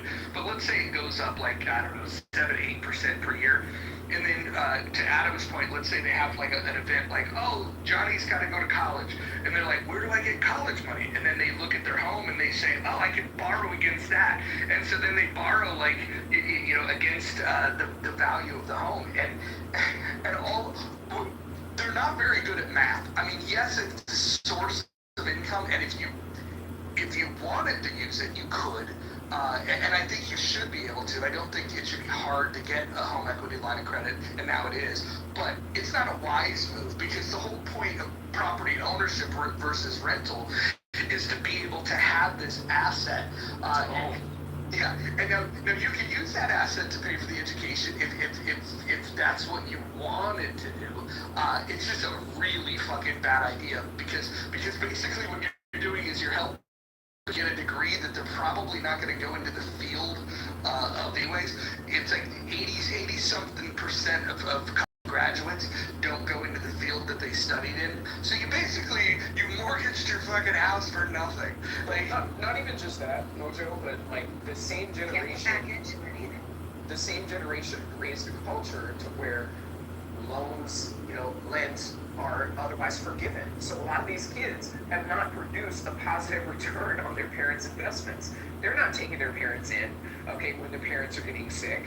They're not, showing up and mitigating certain costs of their said parents aging in place. They have just taken, and have given nothing back in return. So to your point, when you actually out a home equity line of credit, and you're paying interest on that, by the way, and then your snot-nosed kid is only taking and not giving anything back, I mean, that's a really shitty investment. I mean, wouldn't you say, Mojo? I would say it's a terrible investment, and you also got to link to the title of the room: small government, big government, no government. When you look at the cost of an education, it's directly caused at this point in time because of the involvement of the government backing loans. When the government got into the business of backing loans, the lender said, okay, I don't have to worry about credit worthiness because the taxpayer is going to back it up. So on the frontier, I do recall in history that it never worked out well for them. So, I mean, you're going to have someone like me who will have no problem conquering you. I'm not that kind of nice guy. I may have, I'll just take your stuff and leave you for dead. I may decide a whole different type of government. I'll make sure you're in a government. It'll just be one of my choosing. And you'll end up facing the consequences. And see, people don't realize, like, government protection from wildfires. What are you going to do? You set up this settlement, you magically think everything's going to be a utopia. You're not going to have like a government entity come in and save you. You're not going to have rescuers come in. How about your heating supply, your electrical supply? You know government there, like you need those things. You need an infrastructure. You need railroads. You need grocery stores. You need all that. The private market may or may not take care of it, but if there's no government, the private markets private companies aren't going to build it to the extent that they're going to, because there's no protection for them. They also require protection. They need to make sure that they're not going to be robbed. They need to make sure that they can safely set up shop in an area. That they're not going to have to shell out massive amounts of money just to repair things that are damaged, because there you go. And if they don't have electrical grids already installed, they're not going to set up shop there. They're not going to build. So it's always confusing to me when I hear the no government people, like the Beamers, and they just think that somehow or another, everybody is just going to go kumbaya, pick fruits in the orchard, and then they'll just share the peaches they got while sitting there, standing naked in the sun all day, and nothing will happen. About mass protocols for disease elimination, like your mosquitoes that carry a shit ton of diseases, you know that the U.S. and with a multitude of other state governments try to keep those at bay, because you guys can't figure out how to get standing water out of your backyards. I mean, these are things that people don't think of when they think of government. I would love for one day for us to do a room where we just play the debate that I had with Dima about anarchy. and just listen to her explanation for questions like, hey, we got 5,500 nuclear warheads. Who's gonna have control of them? And her answer to that was the people. The people will have control. And when you ask, well, what people? She just said, well, whoever. And it's the people could just have them. And you ask her, okay, well, don't you think that the people that have them currently, like, I don't know, like if you had a nuclear powered sub, you would probably just keep it. Under what standard would you have rules of engagement on when you would use these things? And she said that it would be up to all the individuals to decide how they would want to use them. I mean, like, when you start asking the real questions, forgive me, axing the real questions, you get some very bizarre answers. And I would encourage people to go and listen to the stream. I'll go find it myself and I'll pin it to the top. It's very interesting when she was asked the hard questions, how she would just spin out of control. And what's interesting is that we all know that the anarchists will never fucking take over. It's far more likely that we get a tyrannical government than no government, which is why with the 75% that said small government, there's a challenge to keeping the government small. Like, it started off much smaller than it is, and it's growing and it's growing and it's growing. It's becoming more tyrannical, where we have $37 trillion in debt, $100 trillion in unfunded liabilities, and the government has the power to levy taxes over you to pay for their spending, which they also borrow, which causes inflation, which is another tax on the people. So I think that the biggest challenge is, how do you keep a government small? And Bima's answer would be, well, because you can't do it, you should eliminate it. And I think the real $1 million question is, if the nature of government is to expand and to want more power over the people, how do you control that? How do you limit their power? We have documents in this country that, if we followed them, would do that. But every president that we've had likes to ignore the Constitution, including the one that we have in office today that doesn't have a very good understanding of the Constitution. I agree with your premise on that, but like, it depends on what you mean by small government. Like, I'll say I want small power controls in the government. I want Congress to actually not be effective, to take back their role and retract some of the powers that have been afforded to the presidents from years. I think that's a good start. There are certain areas, but if you're talking to me about, like, hey, should the government have a smaller role? Okay, in the energy sector, taxes could probably be able to do what they want to in terms of that. But some of those government subsidies that we pay tax on, they go to make sure that, pipelines aren't just controlled by one entity, that they can be universally used, and energy gets out there. Niagara Falls, a natural resource, powers the entire northern seaboard, northeast seaboard, into Canada. That's a huge energy grid that's shifted. Hoover Dam, another one. These are central projects that, without government support and spending in those areas, you wouldn't have it. And I think when a lot of people say no government, or I want to go back to the original, they're not thinking very well of how much, like, your state of well-being is actually dependent on the government. Many of you, 99% of you, would not survive in a colonial, like, old revolutionary times. Like, I'm just telling you flat out, you're not built for that. You don't know how to do that. You guys fought over toilet paper at Walmart. You are not built for having to be accountable and find and do resources on your own. So the idea that, hey, you know what, I want no government, or I don't want the government involved at all, depends on which sectors. Like, do you want it on infrastructure? Because the government, I'm going to tell you, highway system's pretty fucking good. You get from here to there. It needs work. I'm not saying it's perfect, but at least it allows for you to get your shit at Walmart across the country. You've got energy grids. You guys seem to run AC and heat. You have pools and all of this shit. I mean, you're not suffering in that front. There's no one that can't have a home across the country if they want one. I mean, you're going to find a place to live in. So you've got shelter, and you don't have to do that. Many of that is due to a lot of government backing. So it just depends, Roger, where we're going with small government. We can pick up certain things, and I agree, the $1 trillion is a bit much to have that much debt up there, but I think it's a lot more nuanced versus big, small, or no government, and then the people cheering no government. We should never listen to those, ever. Well, I agree that people are going to have different ideas of the reach that government has into our lives. I think that when I look at both sides of the political spectrum, even if you have something as simple as the First Amendment, right? You have people that want the government, they're calling on the government to ban books. It happens on the left and on the right. And I find it weird because when the left was banning certain books, the right was like freedom of speech. Now the right wants to ban certain books, and the left is saying, hey, freedom of speech. What I'm realizing is that we don't have a lot of free speech zealots. We just have people that they have preferred speech, and they want the government to protect that.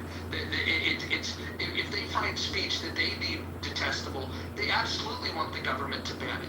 And so I don't know how we solve this problem other than to recognize that by people having the right to freedom of speech, that means that they're going to have the right to say things that we don't like, consume materials that we don't like, and that's what it means to support free speech, is to keep the government out of that, putting their hand on the scale.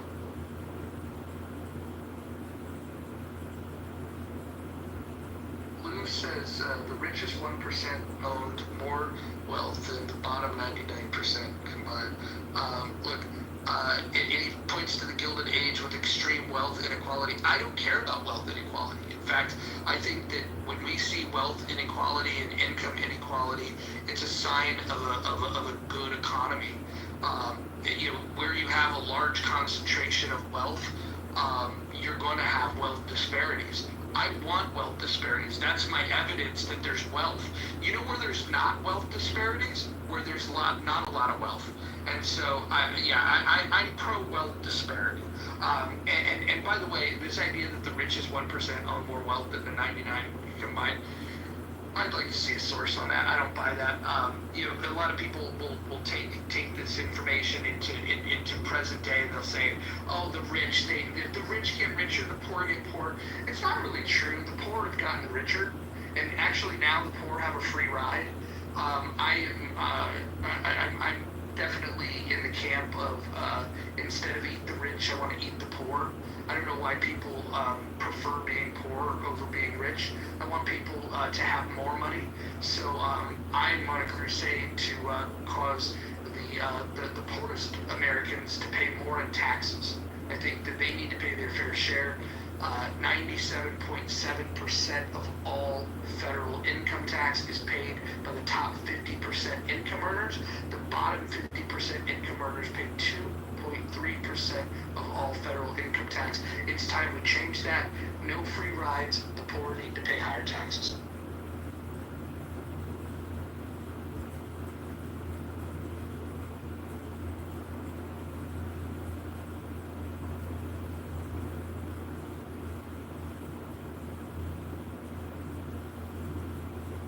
Well, it's the way it's set up when a low-income taxpayer files. He's actually just getting a refund check or a credit from the government, or basically a wealth redistribution or a borrow and a spend from the government. So you are required to annually file, but a lot of these people also don't even file. I would say 20% of the population doesn't even file a tax return. So it's to your benefit to file if you're super low income, because you're just going to get the annual refund from the government. So the system itself is fucked up. Correct. This idea that the rich are the problem is, I'll never understand it. I would say that we need to start having more straight talk, that the rich should be held up in a higher regard. And the poor, they're the ones that need to be shamed into paying their fair share. And I think it's high time that the poor dig into their pockets and pay their fair share. Well, so let me ask you a question. Do you believe that instead of giving people a child tax credit, sorry for the parents in the room, But do you feel that instead of giving her credit, they should be charged more in taxes? Because if you look at the likelihood of that said child coming into this world being a beneficiary of the government, shouldn't those said parents be charged higher in taxes? I would go the opposite way and then just give a tax break for single people that have no children. Okay, so I was controversial, but then Roger stepped on the gas. So we've incentivized, if you think about it, we've incentivized the idea of like married with kids, these are going to create tax credits. But the truth of the matter is the people that get fucked are the people without kids. If you don't have kids and your property taxes are going to fund the school, like how is that equitable? You don't even have little bastards to go feed down at the fucking schoolhouse. And by going to feed, it's because they don't teach them anymore. It's like a fucking, this whole it's fucking amazing to me that people literally believe that it's the job of the school to feed kids. It's almost as if parents don't have any responsibilities. I don't even recognize the world we live in today. It's weird. You know, it's crazy to me, Roger. I remember, like, when I was in middle school, my mom used to send me to school with, like, a check for the month of, they just added it onto your account, and, you put in your little pin when you went up to the lunch window and you got your food, and, my parents paid for my food. Like, I guess I never questioned, like, were there people around me that weren't doing the same thing, and, like, how fair is that to my parents?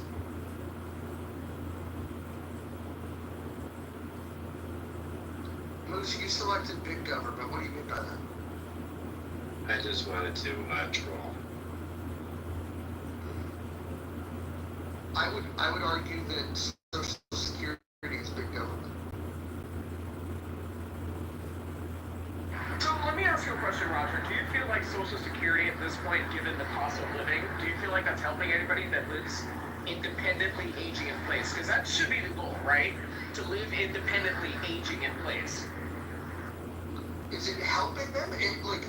There's no doubt that if you have someone that's aging in place, if you took that check that they were depending on away, that they would be in a worse state. There's no doubt about that, right?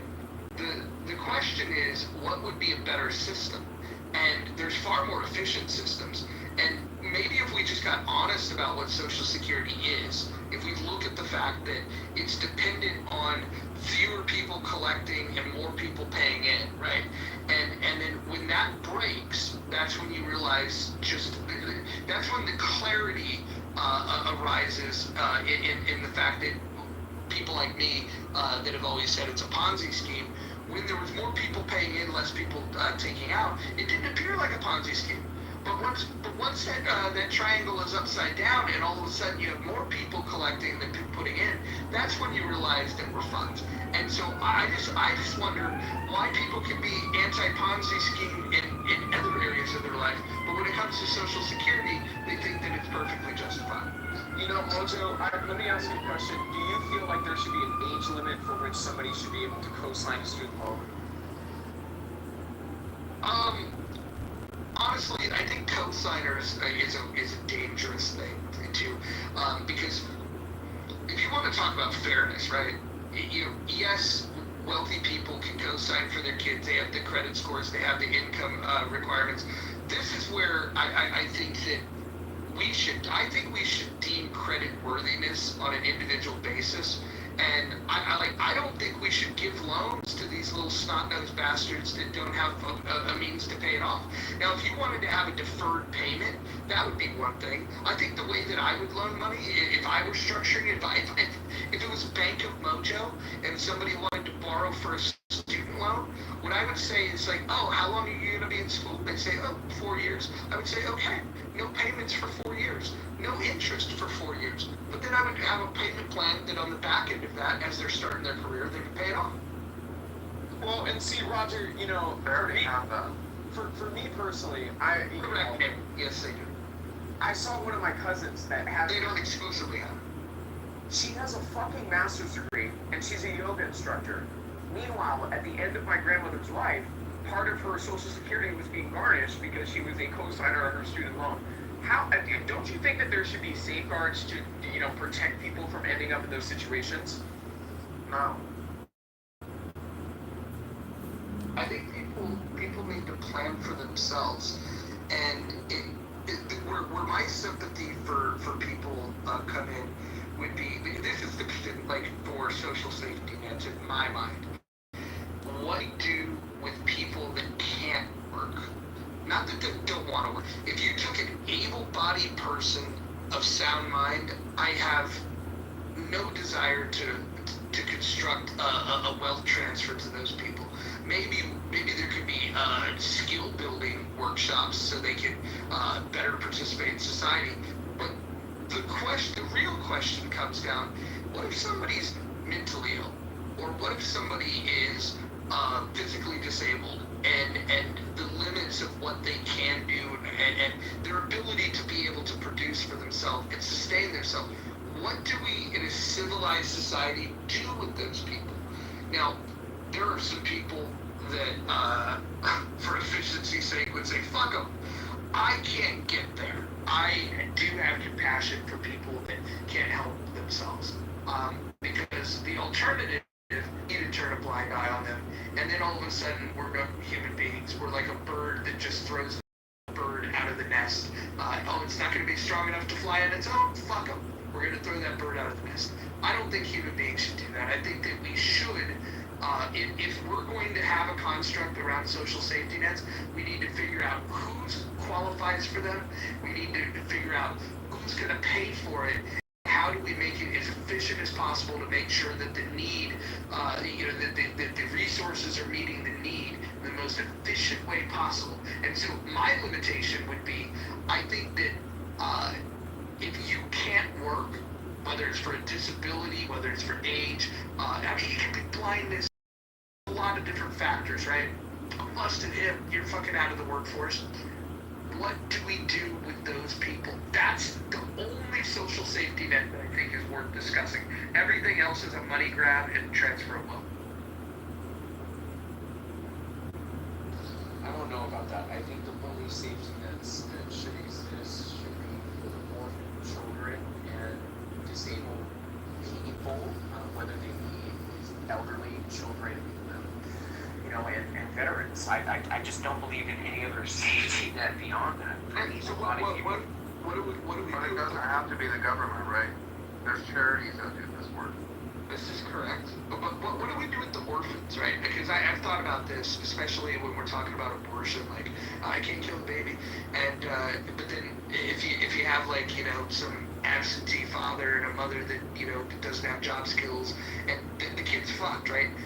Do you rescue these kids and put them in a chocolate factory and call them Oompa Loompas? Like what do we do with the orphans? I just don't know.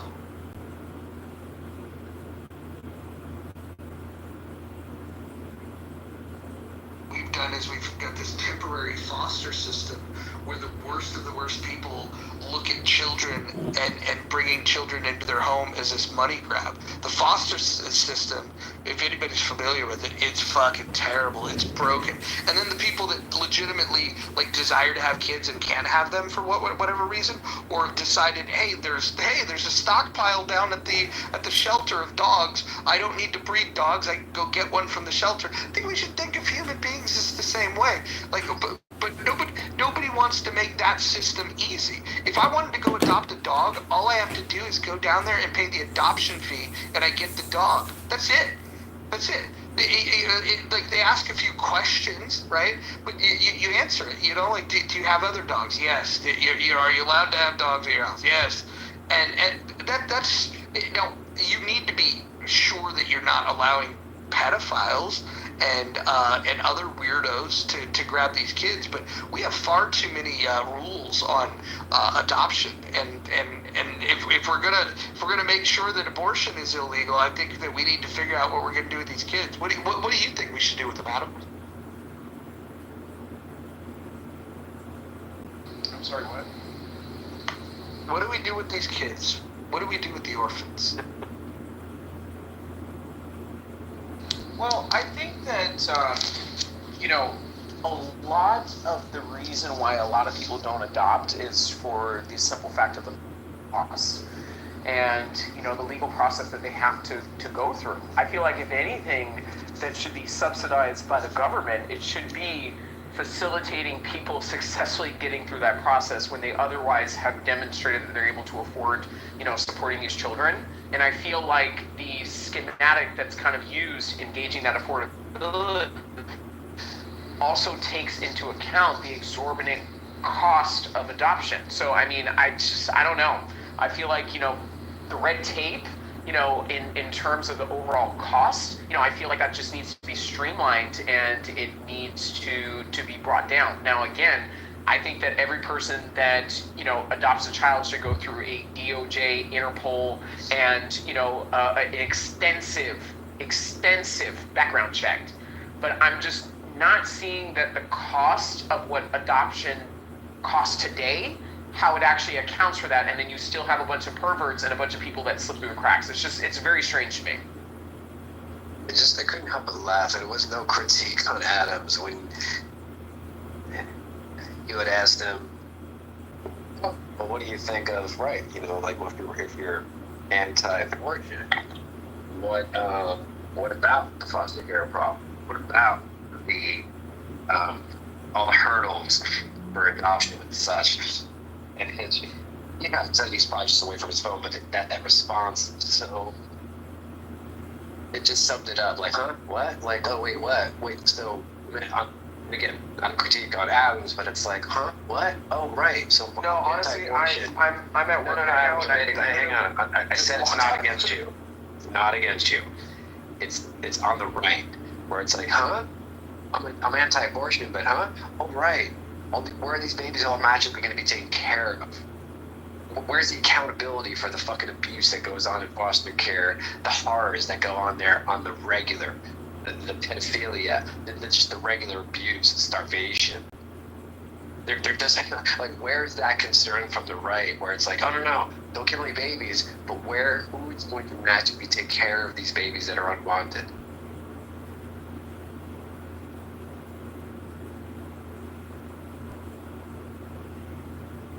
Well, I mean, right off the bat, America hates children.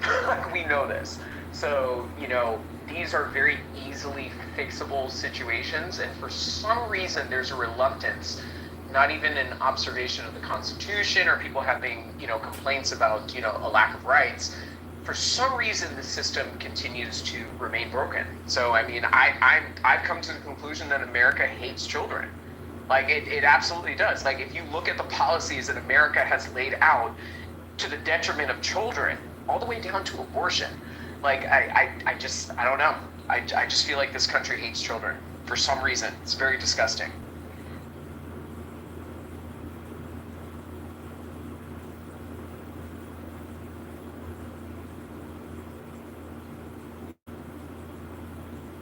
So, what if you had to get licensed to have a kid? Well, if you're talking about, adoption, technically and effectively you are. You have to go through a home study, you have to go through a background check, you have to go through... How about having the kid in the first place? We make sure that somebody knows the rules of the road before we allow them to drive. But, like, you can just have two of the biggest idiots on the planet fucking each other and creating kids. I think part of the issue that we have is that the stupid people do more breeding. And then the smart people are like, well, how am I going to pay for these fucking kids? And then they put these limits on. The reason the Western world, birth rates go down is because people are using.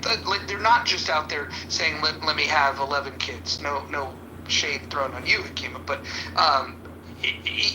having 11 kids in 2025 is probably an expensive endeavor for most Americans, but yet you're free to do that, and then we want to look to the government to say, hey, what are we going to do with these fucking kids?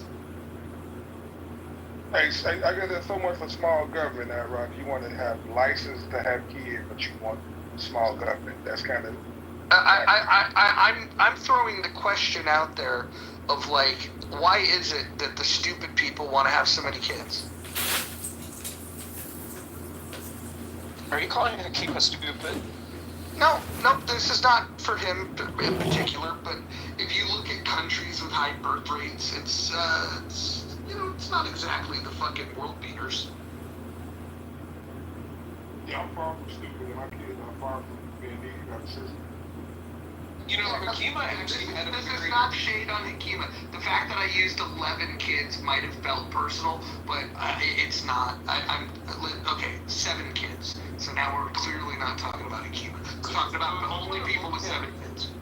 So if you want to look at like a retirement and support strategy, Akiba got it covered. Not only does he have a lot of kids, but his kids actually do exceptionally well.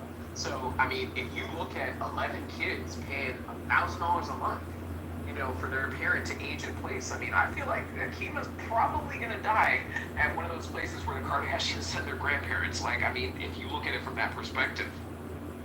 Do you guys worry at all that MAGA Republicans are having kids? Yes, daily.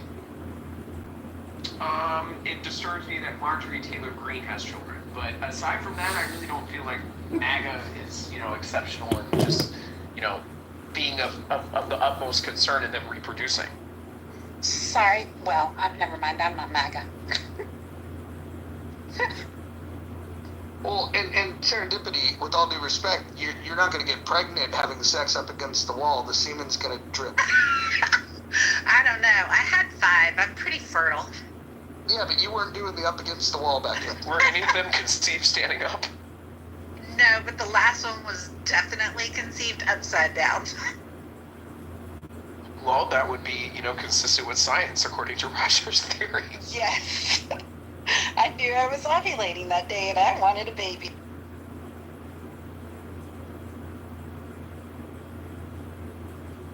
For those of you that didn't catch the reference, you have to show up every day to be able to understand these inside jokes that I will not explain to anybody.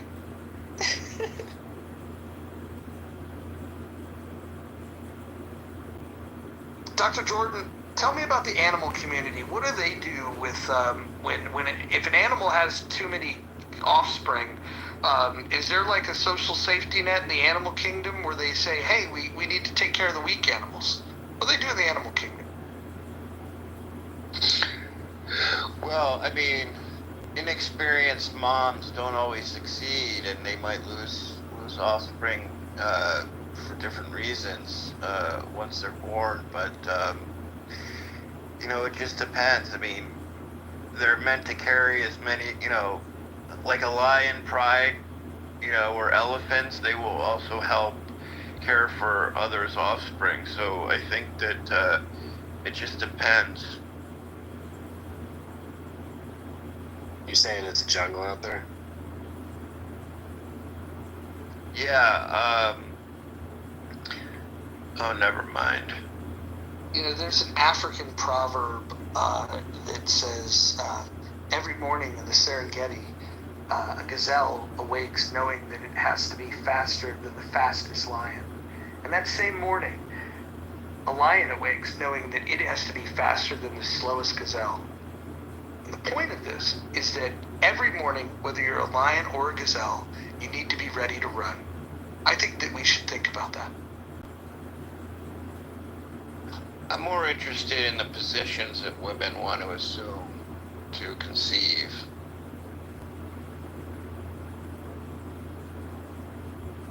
We'd be changing topic and that's not allowed. Kind of, sort of, maybe a little bit serendipity. I think that what they're talking about, and they're just throwing darts at it, is the scarcity of resources. Someone asked me about the grizzly man. I used to serve on the board of Grizzly People. I'm happy to talk about. We should tell a grizzly man story and find a parallel.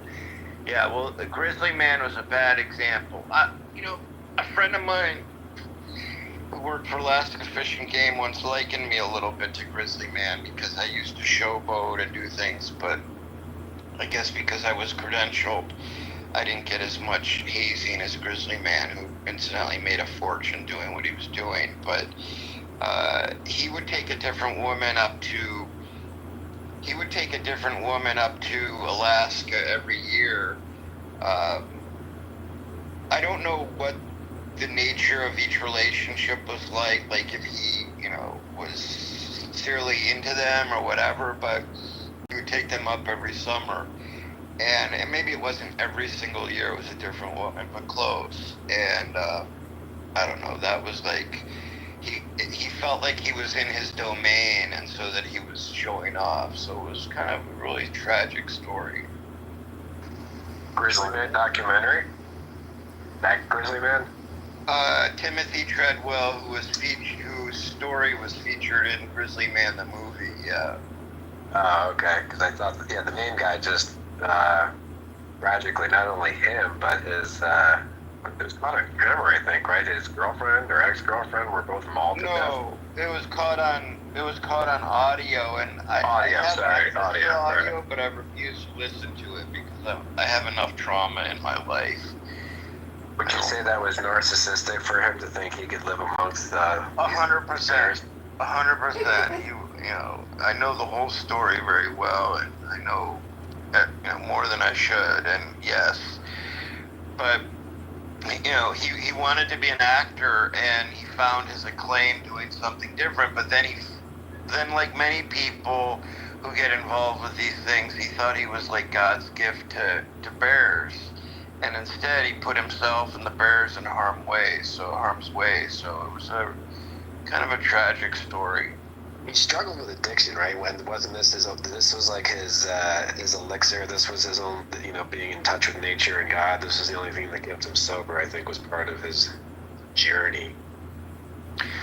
Well, that may be, but the thing is that I don't know that it's any different than some professional athletes who find themselves in a situation where they have these adoring fans, and then their heads get bigger, literally and figuratively, and he could do no wrong. So I know the person who found his remains. I remember having a conversation with him about because I used to go in and train wild grizzly bears. Well, bears that were orphaned, right, and work with them on behavioral enrichment and stuff.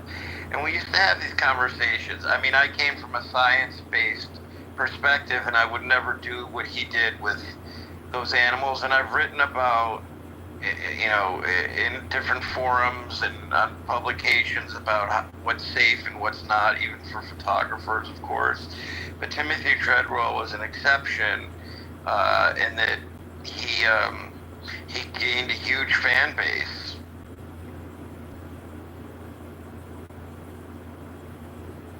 And I think the footage that he took away over the years was very useful, but he didn't follow the rules.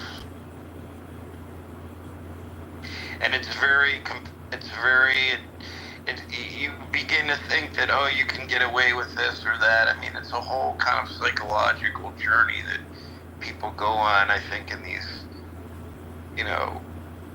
when you're wild animals, unlike an inanimate object like a race car, right? Like if you're race car driving and you get a thrill out of it, but there's an allure in working with dangerous animals that you think, you're safer than you are. So I don't know, I'm done talking.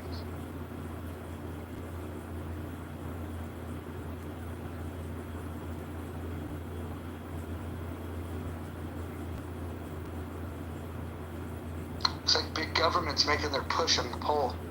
It's up to 24%. What poll are you talking about? The poll above the room? Oh, there's a new one. It's been there since this room started.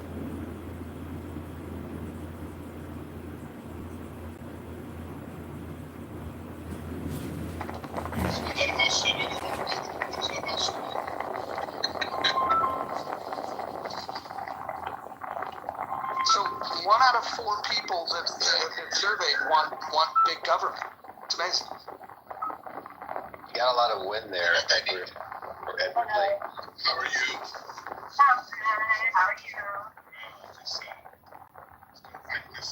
Edward, you're off mute.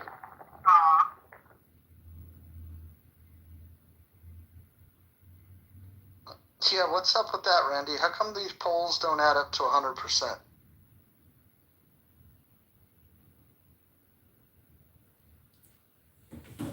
John Kitover, hopefully you'll win your race for Congress, but what do you think of this poll?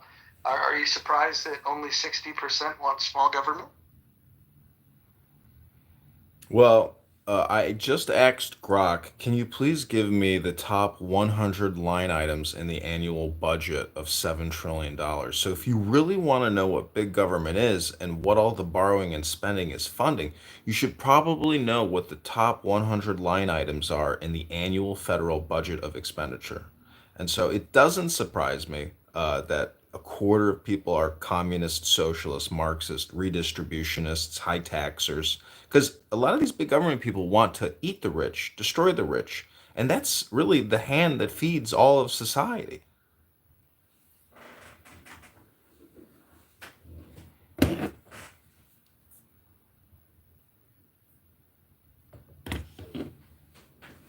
But if you have just a moment, I will read to you the top at least 30 line item expenditures. Can you give us the top 10, start with 10 and work it to number 1? Yeah, here we go. Just give me 1 minute. I gotta find it again.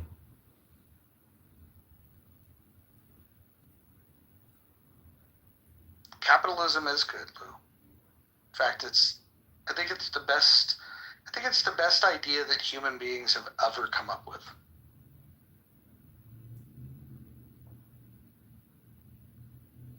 Real quick, why aren't people watching Howard Stern anymore? Because he's turned into a faggot.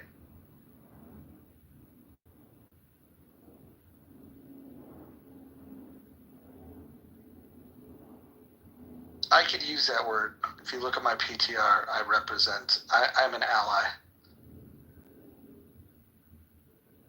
He's just not funny anymore. He's probably happier in his life because whatever trauma led him to being as funny as he was once upon a time, he's probably worked through all that stuff. But now he's just not funny.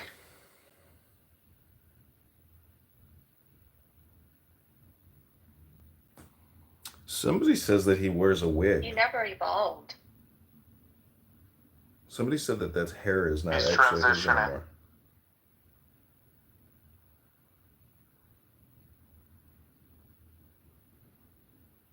Well, he did do the blackface comedy routine with that famous African American comedian actor. So, there was a time where you could be sensational and try to be funny with race play, but those days are over.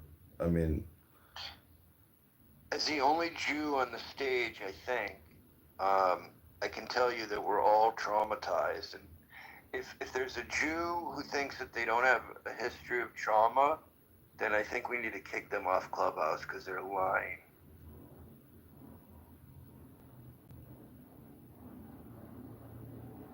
well, there's a lot of Jews. My father's a Jew, my uncles are Jews, my aunts are Jews, my cousins. And they came over in 1900 on a boat and went through Ellis Island, and they all made a big success of it. And I think a lot of immigrants that come to this country are very focused on success and eliminating a lot of the bullshit, of American culture and society, and they maintain their close knit little group, or they're just hyper focused on success and they don't look back, and success is what they absolutely value. I mean, it's a little materialistic, bougie, or commercialized in a way, because a lot of these immigrants are such brand whores. But that's the psychology behind their success, in a way that they're not gonna accept mediocre jobs. They're gonna go for the big positions. They're gonna become Yeah, but optometrists, dentists. what's interesting is that we've If America was so centered on success, we've lost the propaganda war in this, in perhaps the most important fight of our lives, and that to me is kind of insane, right? Like, okay, so we can, in terms of commerce, in terms of building economies, we can do all these things, but we've completely lost sight of a need to win a propaganda war against people who have far fewer resources but many more bodies. It's amazing.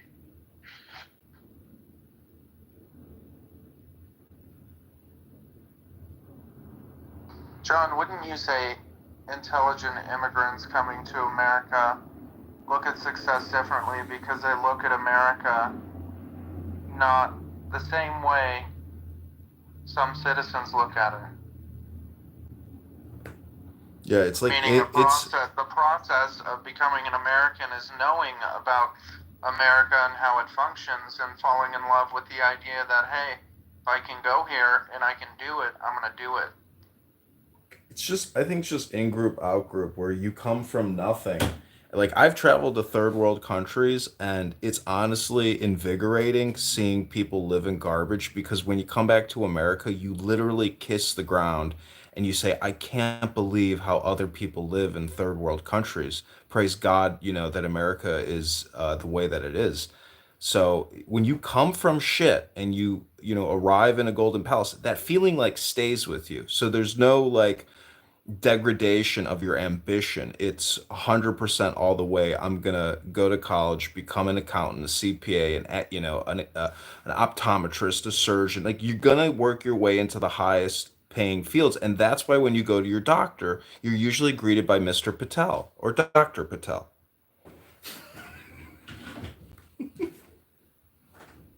It's hunger. The majority of immigrants here have a drive and a purpose in them. They have something they want to set up for multiple generations, and oftentimes they achieve that. By the third generation, it's gone usually, or everybody's assimilated. But the wealth in America is usually dissipated or gone by the third generation because you don't have stewards anymore. You don't have people that are hungry. Once you've touched the golden cow, as John put, or as long as you live in comfort and you have your iPhones and you live in this utopia mindset that you don't need to scratch out a living, you don't need to fight, you don't need to be forceful, you don't need to even challenge the rules to break the rules, then you're just, succumb to mediocrity. We have a lot of people that are mediocre, and they're fat. I'm sorry, majority of people are fucking obese, mediocre, ponzo.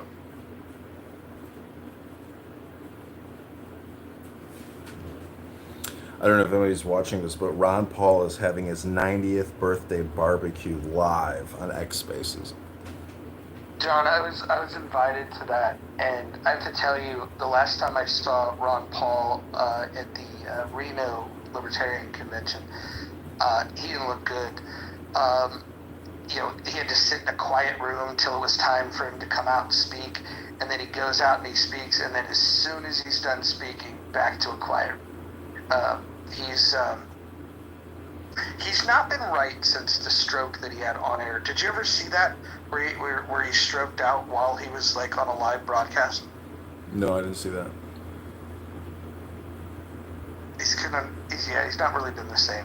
And in fact, the guy that he does a podcast with now is just like a fucking Russian propagandist. I think Ron Paul has fallen from the grace that when he was in office, I thought he was great, but as he ages, he gets crazier. Yeah, I was happy and proud to meet him, but he did not have that Trump gusto and bravado of saying, "Well, we're going to lock her up." So, he was not an effective communicator when he ran as president. But these are the top. I asked Grok, what are the top 20 spending categories of the annual $7 trillion budget? This is from the lowest to the highest. It's allowances, commerce at 15 billion, energy at 20 billion, community development 30 billion, science and space 35 billion, agriculture 40 billion, natural resources 50 billion, general government expenditures 60 billion, housing 80 billion, international aid 70 billion, justice 80 billion, transportation 120 billion, education and training 200 billion, veterans get 305 billion, health including Medicaid is at 620 billion, income security, which is 675 billion, defense at 921 billion, net interest 928 billion, Medicare is 1 trillion, 1 trillion 11 billion, and Social Security at 1.4 trillion annually. Now, that's not that doesn't seem totally accurate to me, but I think it's like a good index at least. So That feels like 2023 numbers.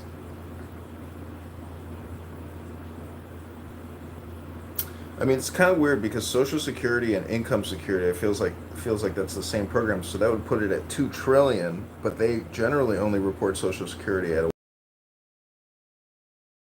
I think the income. Dig into that. Drill into it. I think that's referring to SNAP.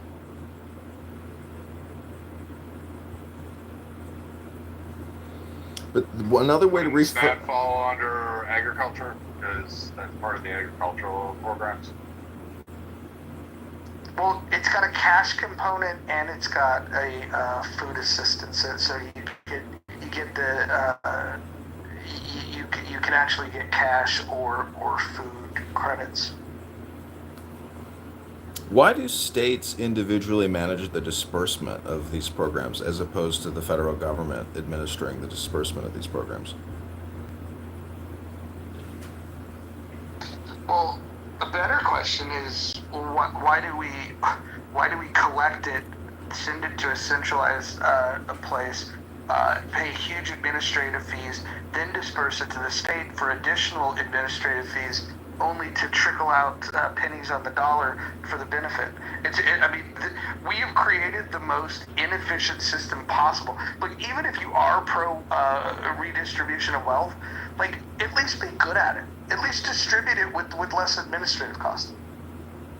That's a lot, Roger. That's a lot for people who don't know economics. But it's almost as if it's not important to them to be efficient, and being wasteful it feels like it's a virtue. It's not their money, that's why. So they don't really care. My wife worked for the city. I was in it for 31 years. Some of the meetings she had was unbelievable. How they think about revenue and money and the taxpayers of the city of Los Angeles. It's pretty sad. All the I can't even tell you, it's unfortunate that we got people running government that have zero clue about finances.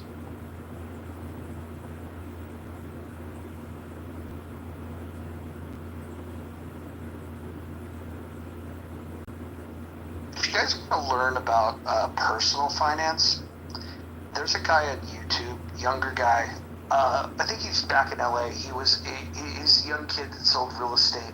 He's just really smart. What he does is he gives really sound personal finance advice about like credit and investing and saving and just how to manage your personal finances.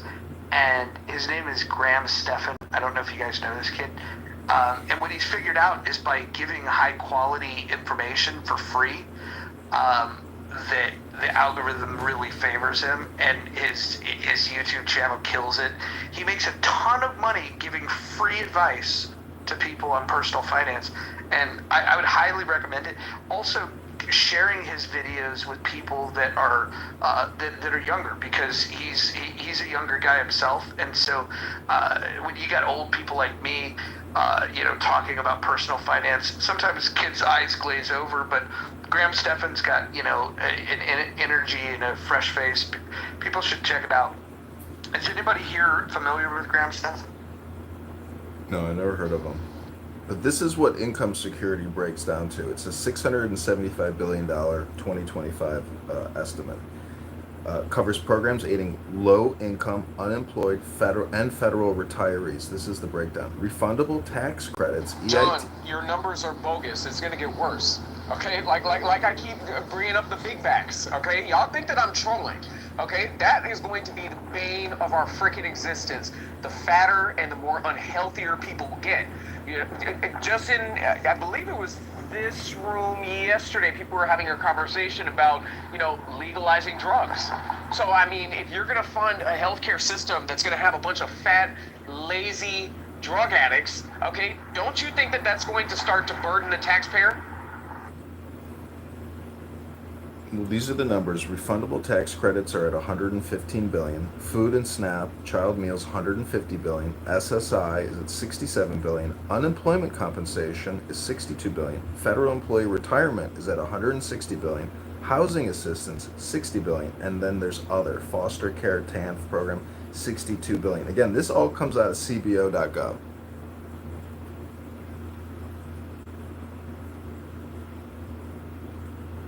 So let's revisit those numbers in another 5 to 10 years.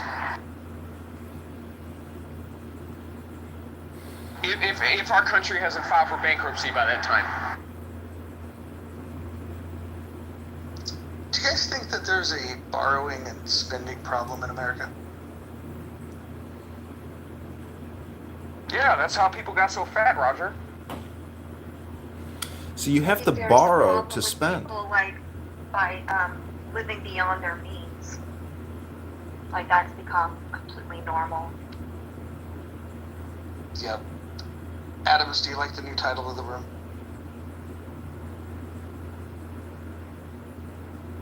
Oh, beautiful title.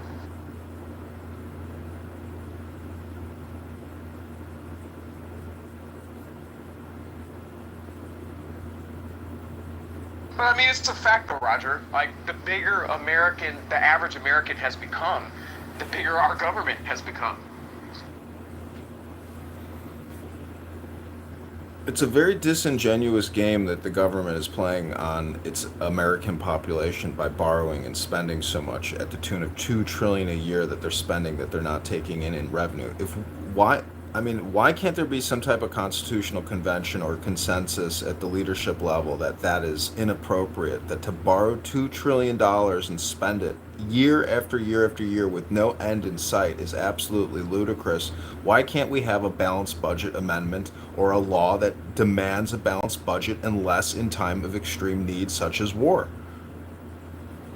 Hey, John, you know the answer to that question, right? So I think that's kind of rhetorical, right?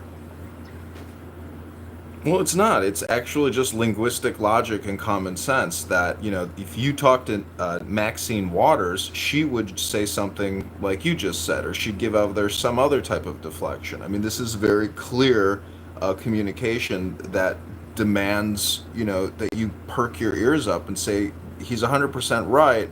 Why aren't we all going in the streets and demanding accountability? But rational budgets and rational spending. You can't spend now unless you borrow, and so it creates this future event which we want to avoid, which is essentially bankruptcy, liquidation, or degradation. I mean, the same rules that apply to your checking account should apply to the rules of your government. Otherwise, that mirror system is broken. It's dishonest, disingenuous. It's like looking in a mirror and seeing a fake image of yourself. We want the real image bounced back to us, in our fiscal accountability. This is unsustainable. Chairman Powell says we are on an unsustainable path, and at 2050, at $4 trillion in annual interest, plus all these other expenditures that I just read, it will create hyperinflation. And your milk will be $20 as opposed to $1.99. Your bread, your eggs, your butter, it will all go up. I mean, in Weimar Republic, prices were doubling every single day in the early 20s. So that's what will happen, but we can prevent that. But that's the worst part, is that shouldn't even happen in a well-functioning economy. Unfortunately, 40% of this economy is completely artificial. It's all borrowed and it's all borrowing and spending. Your doctor, your hospital chain, hospitals are shutting down because Medicare, Medicaid is no longer going to these facilities. So the whole system is built on borrowing and spending, and it's shutting down. Part of it, but it's also continuing. I think there's, as far as whatever the number is basically going to infinity, i.e. the dollar is going to zero.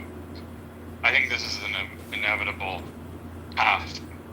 I think there's sort of like some optimum that they can, try to ride it out. Like, what is the optimum level of borrowing and interest rate and so forth that they can squeeze as much juice out of the lemon as possible. But it's clear like it's all going to break down up in the next 20 years, max 20 years. And I don't know about you, but I fully intended those. I'm definitely blaming fat people. So I just I'm talking to ChatGPT 5 here, and they say by 2075, 50 years from now, it says debt held could easily exceed 300% of GDP, which in today's dollars might mean 150 to 200 trillion dollars. And that's not unfunded liabilities. That would be the debt in 50 years. Anybody want to comment on that? I think that's way further out than I would expect. I think it's much sooner that we'll hit those numbers. Well, I asked it for what it's going to be in 50 years. Let me ask it shorter clips. Hold on. Like we're already at what, 120, 130, maybe more. So like doubling the debt to GDP is like, it's going to come much faster than that, Roger. So no, this is referring to the 37 trillion that we have now. They say in 50 years it'll be somewhere between 150 and 150. This is not the unfunded liabilities. If I get you that number, it'll scare you. It'll get to a number that you probably couldn't write on a piece of paper.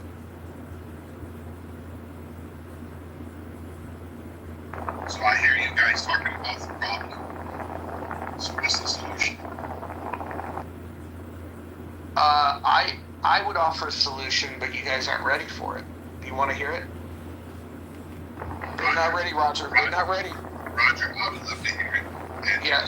Adam, listen, I hear you. At the same time, you and I both know it still comes down to the individual behavior. So, but Roger, I love to hear it. Yeah, this is my prescription for getting the country back on track.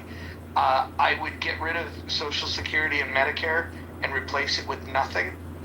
I would get rid of the Social Security and Medicare tax because we don't have those programs to fund anymore.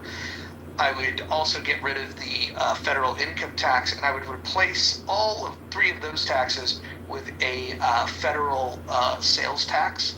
And and then so we would eliminate the top two expenditures in the budget, which would allow us to more easily balance the budget. We need to fight for a balanced budget amendment, and we need to begin targeting surpluses so we can pay down the debt rather than just continue to increase it. That would be my plan. What would you do with the poors, Roger? The poors need to be addressed this way. So if there's any poors here, the free ride is over. You no longer get to leech off of this system that has been created to give you all of the opportunities that you're too lazy or incompetent to take advantage of. And the poor need to pay their fair share. We need people with bumper stickers and t-shirts that say "Eat the poor." We need to start telling the poor that they need to pull their fucking weight. We need to stop with this lie that the rich are the problem in this country, and we need to acknowledge the fact that the rich pay the majority of the taxes, and we can no longer allow the poor people to not pay their fair share. And if we institute a federal sales tax, eliminate the income tax, the Social Security tax, and Medicare tax, what we will effectively do is create the conditions in which the poor people can no longer hide. They will have to get jobs because if they want to consume things, they will then pay a federal sales tax on it. That's my solution. Roger, I like your plan. I think that to take the people off of the drug of dependency is going to be very unique. Both of the things you said, Medicaid and Social Security, and the drug of SNAP, and all these things, they do need to replace it because you cannot run a country based on programs. People are supposed to be working.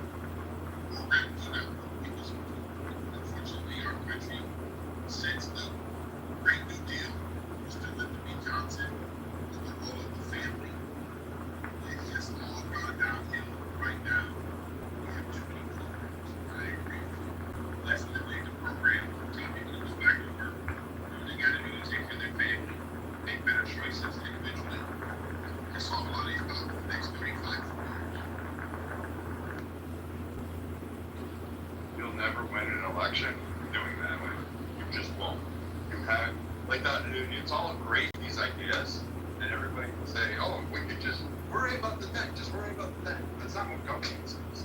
That's what economics is. That's what accounting is. That's what a CPA fucking does. But governing, you have the people power, and you have to somehow figure out how to implement a drastic economic program that you're asking to take away something. FDR got his program passed through because a lot of bullshit, but he was giving out cookies. He was literally giving out fucking money right, left, center. It didn't matter to who. You are now asking for the American people who have had, I don't know, 100 years of cookies and saying, hey, I'm going to give you this leaf of lettuce and pat you on the ass and send you out there in the world, and now you're responsible. You got to figure out the human element. You got to figure out the governance. Otherwise, that plan, all that talk is just BS. How do you implement the government policies that would help decrease? You can have Kitover over here screaming about trillions of dollars and manifest economics. It don't mean shit. No one's going to listen to it because $1 trillion is not something people can realize in their heads, especially when they're at a grocery store. Hey, Brad, can you tell me I can't write the right name? I mean, come on, Brad. You're taking that away from me, man. I got to write with the white man. I got a question. I'll just call on somebody randomly. Double, would you like to answer my question? Double? Are you there? Oh, he's afraid. We'll go to Necro. I'm gonna get to my, here I am. What do you need? Okay, I'm gonna ask you a question, and you gotta be quick with it, okay? Alright. How many zeros is in a trillion? 12. Great. I want people to now write that down. Actually, write down the number 3, followed by the number 7, and then add 12 zeros. And I want you to look at that number, and I want you to think about that. Now just meditate, staring at the number that you wrote on the piece of paper. That is 3, 7, plus 12 zeros. Go ahead and... You got dodged. Can we please not have a day 3 of Necro dragging? Like, I mean, protect Necro at all costs. What is happening? No, he's just an idiot kid who, like, believes my dog is going to be the savior of the country. Yeah, that's what I believe. He should be the savior. He's going to do everything for me. Brad, are you saying that this communist is not going to help us? Are you telling me that he's not the savior of New York and America? No, he's going to spend more money than he's going to blow through. If you're worried about the debt there, take a look at New York City's money. He went through that in fucking a month, maybe grand. You know, Roger, I heard that they're trying to change the age of consent in New York to 9 years old by 2027 if that man wins. Yeah, but it's probably a lot to do with it. He'll be the Democratic nominee. I don't think he'll win because even though all the young people are voting for him right now, I think the city of New York, at least some of the Democrats, will wake up. Who wants to take me up with the offer that Davis will be the Democrat nominee? Anybody? Anyone? Democrat nominee for what? In 2028, without a shadow of doubt. For what, Earl? See, For president. no, y'all need to, first of all, I think if the Democrat Party let me is just tell you something. Let me just tell you something. It has nothing, it more to man. But aside from that, listen, y'all keep saying this nonsense about Gavin Newsom. Gavin Newsom has faced 2 recalls. So if Gavin Newsom is not able to successfully compete in the state of California, what makes you think that he's going to gain electoral votes across the rest of the country? He's not. Thank you. So again, so let's just put that to bed. If the Democrats are going to run anybody, I'm telling you at this point, they're not going to come from New York. They're not going to come from Los Angeles. Okay? They're going to come from Middle America because that's, truthfully speaking, the only bastion of the Democratic Party that still exists that is somewhat still sane. What Democrats live in? So wait a minute. So right now, who has the work test for president are Newsom, Pritzker, AOC has one, the Shapiro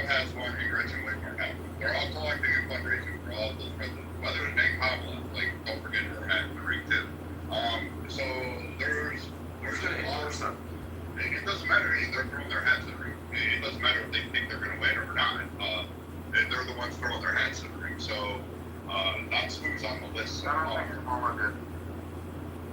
Yeah, Kamala's still got that war chest going. And she's still I don't think Beyonce has, forgiven Gavin Newsom for putting her Malibu house in danger. So, like I said, who's going to endorse these people, Brad? Like, people need to stop living in this like echo chamber of like what they think the rest of the world is going. Gavin Newsom has problems in California, Brad. Gavin Newsom has problems in California. That doesn't matter to fuck off. It's not going to go anywhere.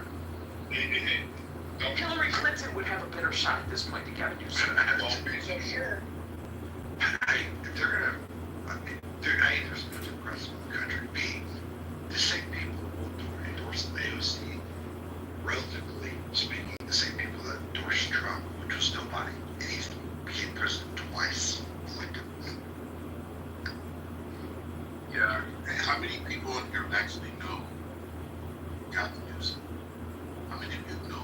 I met him once. He's a tool. He smells like ass. He's overpowered with long. Okay.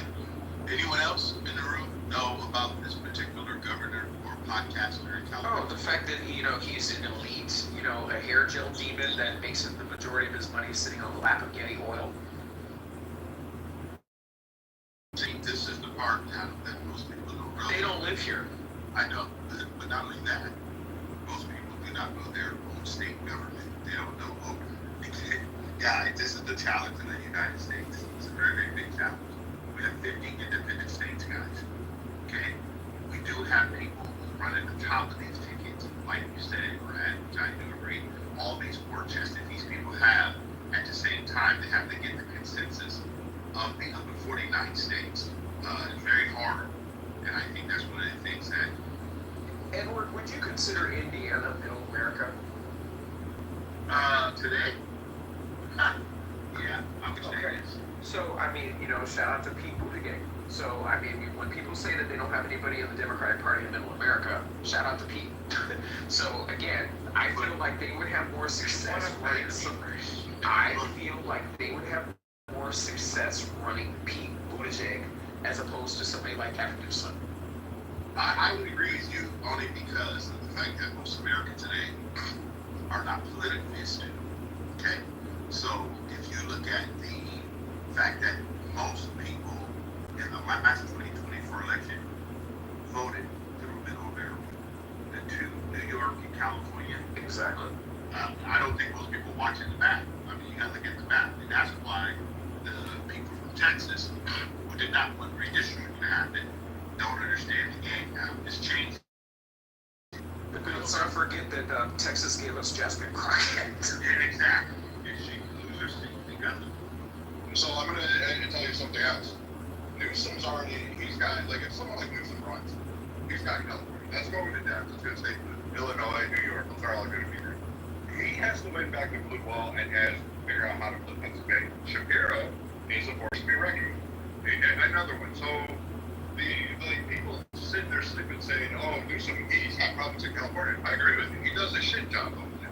But that's not to the national average. And again, the presidency is about showing its optics. Brad, do you understand that Trump lost California in this last race by less than 100,000 votes?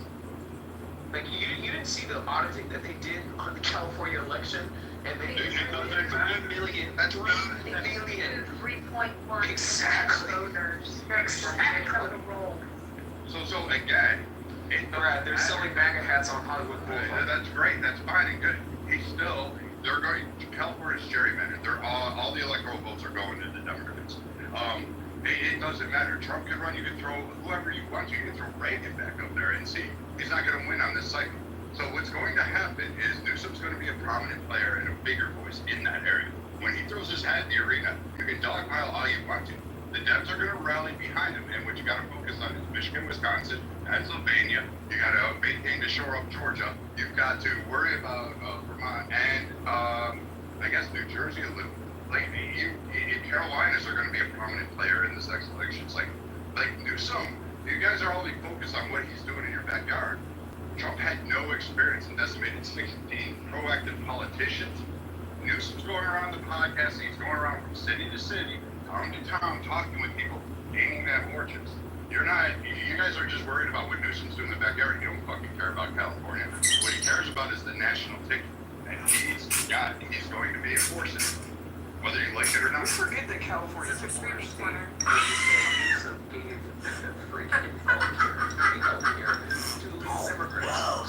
again, we're not just worried about what's happening in our backyard. And any of the Republicans, I feel like AK and I definitely have more of a thick skin in terms of the rest of you guys that, you know, are of the same ilk that live in other places, because, you know, we have some worse out here. But when it comes down to it, you know, Gavin Newsom didn't just affect our backyard. Gavin Newsom affected national security. And he also gave those same people benefits that people are complaining about today. So now that has to come out of the national picture. It won't matter what you think in your backyard. No one gives a fuck about what goes on in California. I'm going to be honest with you. I don't fucking care. Nor does there's 99% of the country. They're not going to be worried about that. Brad. Why are we the most populous state? Real quick, Brad. What they do care about, though, is they don't want the rest of the country to be California. Exactly. So I'm going to say this before the rest of them go off. No one gives a fuck about your local politics in California. They don't want to be like California, but you're talking about rallying, right? Oh, I gave free healthcare. The Democrats are going to use that as a cut. They have a winning message when it comes to free healthcare. The Republican Party doesn't have an answer. It absolutely does not have a strong message. And that sure as hell isn't going to be prompted up by J.D. Vance or whoever's going to throw their hat in the ring right now, which is still unknown. You don't have a Republican that is rising through the ether after Trump to be able to take a populist message and bend it to a Republican or conservative brand.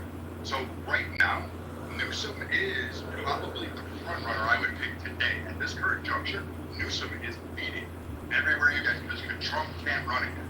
So you don't have anybody else to counter him. Buttigieg. He's not even going to get out of the primary. If he has a better track record with the rest of Middle America than Gavin Newsom. No, he's not even winning. Dark horse, ready? Mark Cuban. Again, not running. He was endorsing Harris's way was to get the cabinet position. They had the SBA. So he is about being in politics. I don't know if it'll make him jump to the presidency. Wouldn't surprise me. Colbert. He's looking for a job. Is this time? It's the economy, right? And Brad, I hear everything you're talking about. At the same time, I think the blue wall did not like the fact that the economy under the last Democratic administration was the way it was.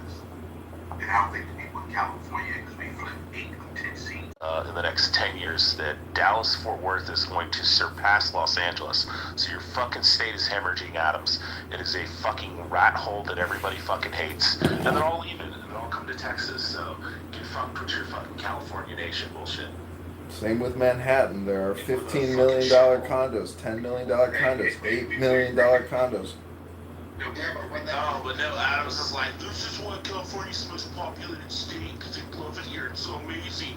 Even though you go see we're a bunch of libtard cucks. No, I agree with you. But obviously, population is voting with their feet, and they're getting away from the blue states. I mean, it's just reality. But just hope that most of the people that's leaving these blue states are not coming to make your state purple. So they're done. Okay, all right. Well, let's hope not, okay? Because I see it happening in other spots, okay? It is very unfortunate because we should be able to run our independent states much more properly. And also, Brad, I want you to know, I am a conservative, or a conservative. I don't go with labels, don't care about America first. I'm more of an American, I'm the American. And I just don't like the way our country's currently ran because we got too much big government and I hate bureaucracy. That's it. Yeah, the only thing I'd say about Texas is they have a tendency to get people to align really quick in the state. There's a lot of patriotism here just on the basis of the state.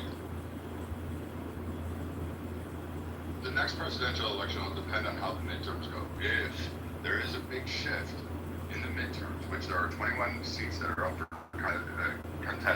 contestation right now for Congress in the midterms. Like, though, am I assuming that everything falls according along party lines right now? There may be some incumbent upsets. There may be some, wacky things that go on midterm night. But I mean, if you're thinking that Republicans can just lay off the gas, it comes down to governance. Trump passed a big, beautiful bill. But, nobody is talking and bragging about that on the Republican side. That's not something that's been fucking really great. It's not on the top of the ticket. It's not a signature piece of legislation that has caught the optics of the conservative circles, moderate, independents. They're not necessarily happy with it. They're not dissatisfied, but they're really not happy with it. Trump holds a lot of significant weight. But again, who is the heir apparent? Who are you going to throw in there? You've got Rubio. I mean, he could probably take up the mantle, but that man's flip-flopped a lot. You've got J.D. Vance, who can win. I would, if it's Newsom versus Vance, Newsom wins. Maybe Ted Cruz throws his hat in the ring again. No, not even him.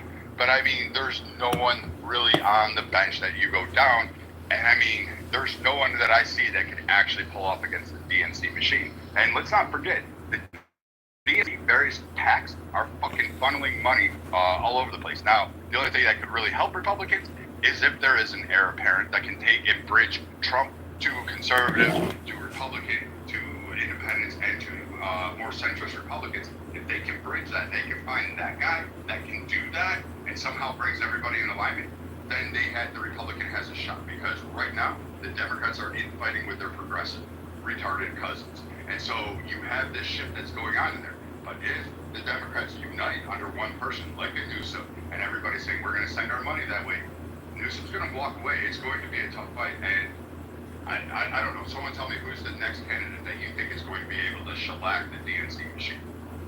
Kid Rock. I'm going to keep saying, Brad, I don't know where we're missing it. I think that the American people is going to be the next group of people that determines what's happening. And I clearly think that in 2024, it was more about the American people, not about Donald Trump. I think everybody knows that Donald Trump is at the end of his rope. I think the American people got tired of everything being so expensive and all these foolish laws and people talking about making it in the LGBTQ questions and all this other stuff going on. I think the American people got just tired of it, and I don't think it's going to change that fast in the next 4 years. That's just my observation is people were sick and tired of what was happening in our administrative in Washington, D.C. And all of us know that the last 4 years of governance was horrible. Whether you're on the right or the left, we all know that. And at the end of the day, we don't want government that's foolish. It's like what you're missing is like you might be right that people didn't like the last 4 years. What you're missing, and you're wrong, the election was about Trump. It was not about